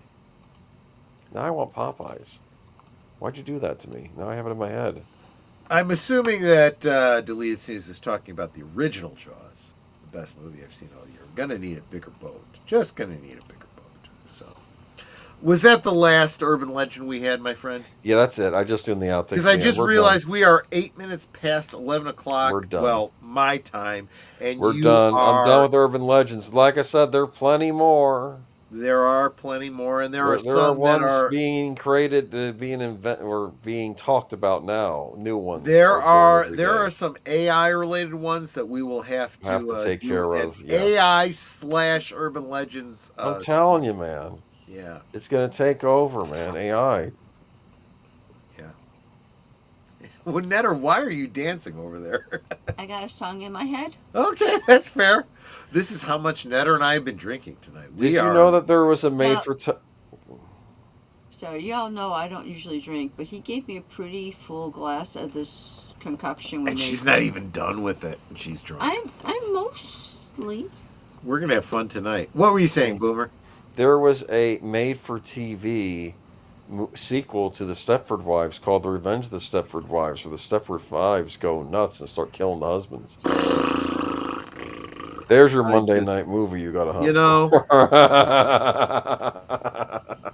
I have a hard time relating to the Stepford Wives because I've already got the perfect wife. I don't need a robot wife. It wasn't there, and then there was a made-for-TV sequel to Rosemary's Baby called Whatever Happened to Rosemary's Whatever Baby. Happened to Rosemary's Baby with Patty Duke, yes. With Patty Duke, because they couldn't get Mia Farrow to do 10 minutes in that movie. For F's sake, for crying out. So bad. And they had Ray Milland in it as I guess the head of the Witches' Coven or whatever it was from the first one. Because they couldn't get that actor back for it. People also forget that there was a fourth Omen movie that was a made-for-TV film with Faye Grant. Look, the only reason I saw it was because Faye Grant was in it, and I was friggin' in love with her back then. That's one that's so complicated because now they have to find out a way for like there to be like another Antichrist, and then it's almost like you want to ask the devil, "Do you really know what you're doing?" It's like you missed your shot in part 3. It's like, I don't know though. I tell you, I look at this world around me right now, and it's like I think Satan's doing just fine. Yeah, he's got people on the hook. There's a lot of people spitting out nasty stuff online. Oh my God! It's like would you have said that? Would you and I have said that stuff when we were in our 20s and age, and just especially on a public forum? Never. It's like, look, even if we felt that way, you don't say that out loud. You never say that. It's like because you'd be embarrassed. You'd be like, oh God, I can't imagine anybody hearing me say something so vile. What people would think of me, and they're proud of it. This world really is upside down. Because we were raised with manners. More than manners, just simple human decency. We have literally devolved into animals when you look at some of the people, what they're posting on social media these days. We've got to be in the end times. We've got to be. Jessica Hardo says, age mirror, that Thanksgiving was the worst. Almost all the chicken-based restaurants were out of chicken except for Chick-fil-A. Well, good on Chick-fil-A for, then servicing your family there. Chick-fil-A's honestly putting out the best chicken out there. They're the best fried chicken chain.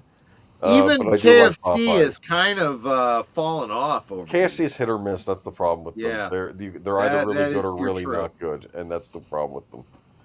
I haven't been to a Church's in ages too. That's the other chain I'm thinking about. But yeah. Oh, okay. So Mark Daly says the horror film House has a sequel, House 2. The second story. Never saw either, but the title cracked me up.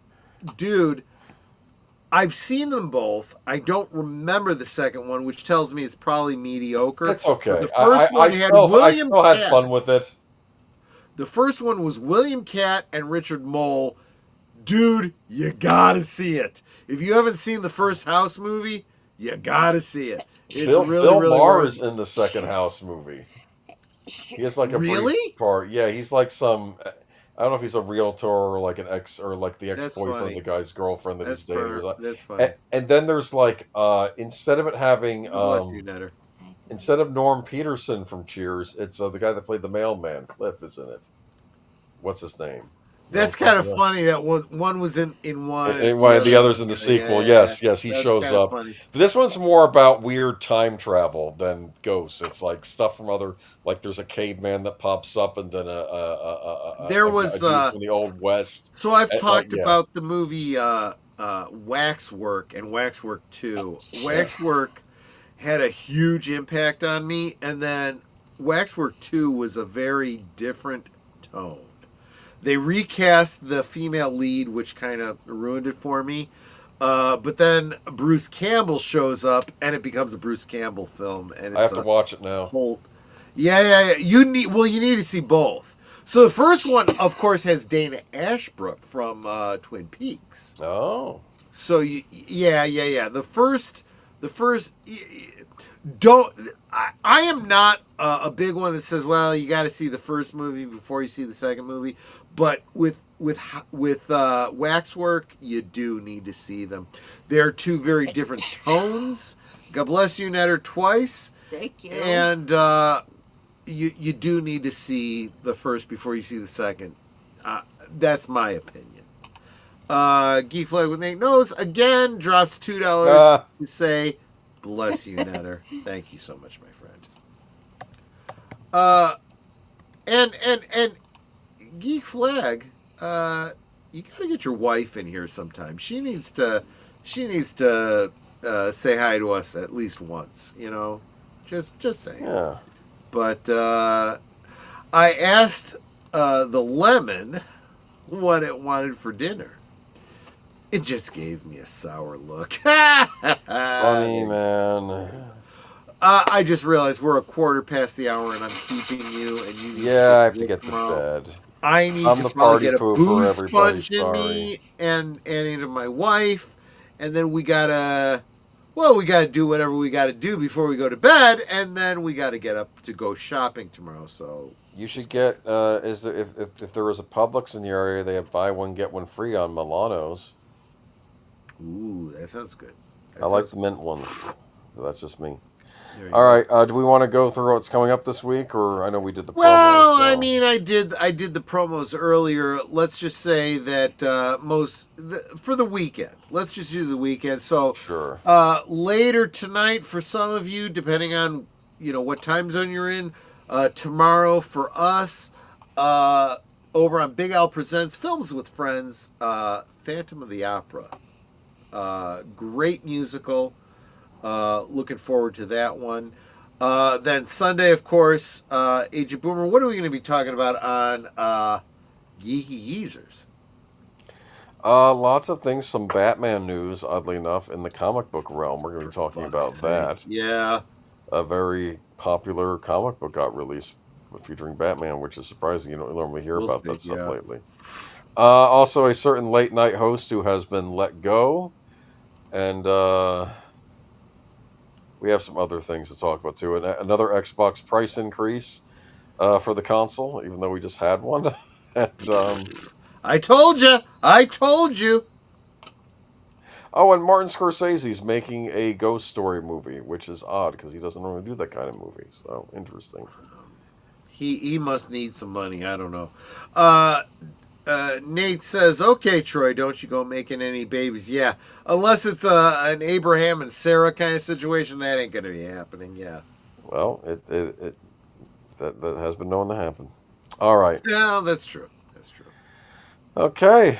That's it for me for Geeky Geezers, but we'll have other news as well. But yeah, those That's are the big fair. ones. Natter, any last thoughts, any last words? Let's end this stream before I pass out. I think y'all are confused. This isn't Geeky Geezers. This is Last Call. It's Friday. Whatever. And I thought I was drunk. I did want to remind everyone that I did drop my video for the cold and flu remedies that I talked about on Thursday Things. So now it's a standalone video, so you can go there and get all the information on how to make the, oh, actually I didn't put the recipe in. I still had the recipe. But I put in there where to buy the pan that I used, where to get the crystallized ginger, and even where to get the silicone molds. But I am also going to add the recipes in there, so you have those as well. So go check that out after this. So Mark is here. Good. He says, make little Klingons instead. They need recruits. Absolutely. Boomer, any last thoughts, any last words before we wrap this up? So nothing, just watch out for those diet pills you get in the mail from other parts of the world. They might have a tapeworm in them, so you don't want to... Don't go there, just but just remember, the tried and true is speed. If you're snorting the amphetamines, that'll help you lose weight. Just saying. But nothing that is said on this channel should ever be construed as medical advice. Just making a bunch of jokes here. Anyway, guys, thank you so much for all of your support. You guys have contributed enough to make sure that we do a karaoke stream, and that's on you. That's on you, my friends. Just saying. Looking forward to that. Looking forward to many streams with you, because you are my tribe. You are my people. I can't talk at all. You are my people. Thank you so much for hanging out with me. Salute, and we will see you on the next one. Take care, everyone. Good night, ladies. Good night, sir. Hit it, sweetheart.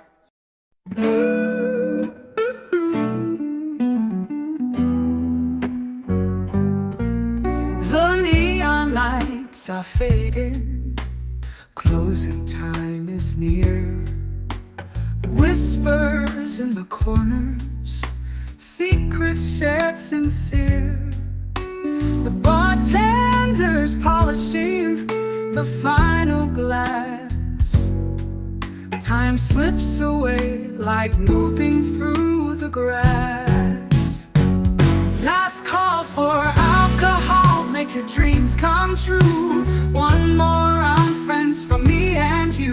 Let's toast to the night, to the stories we've spun. Here's to the laughter and to what's begun. The shadows are dancing as we linger still. Every clink of a glass, a memory to distill. Beneath this smoky haze, our feelings they unfurl. A tapestry of whispers in this corner of the world.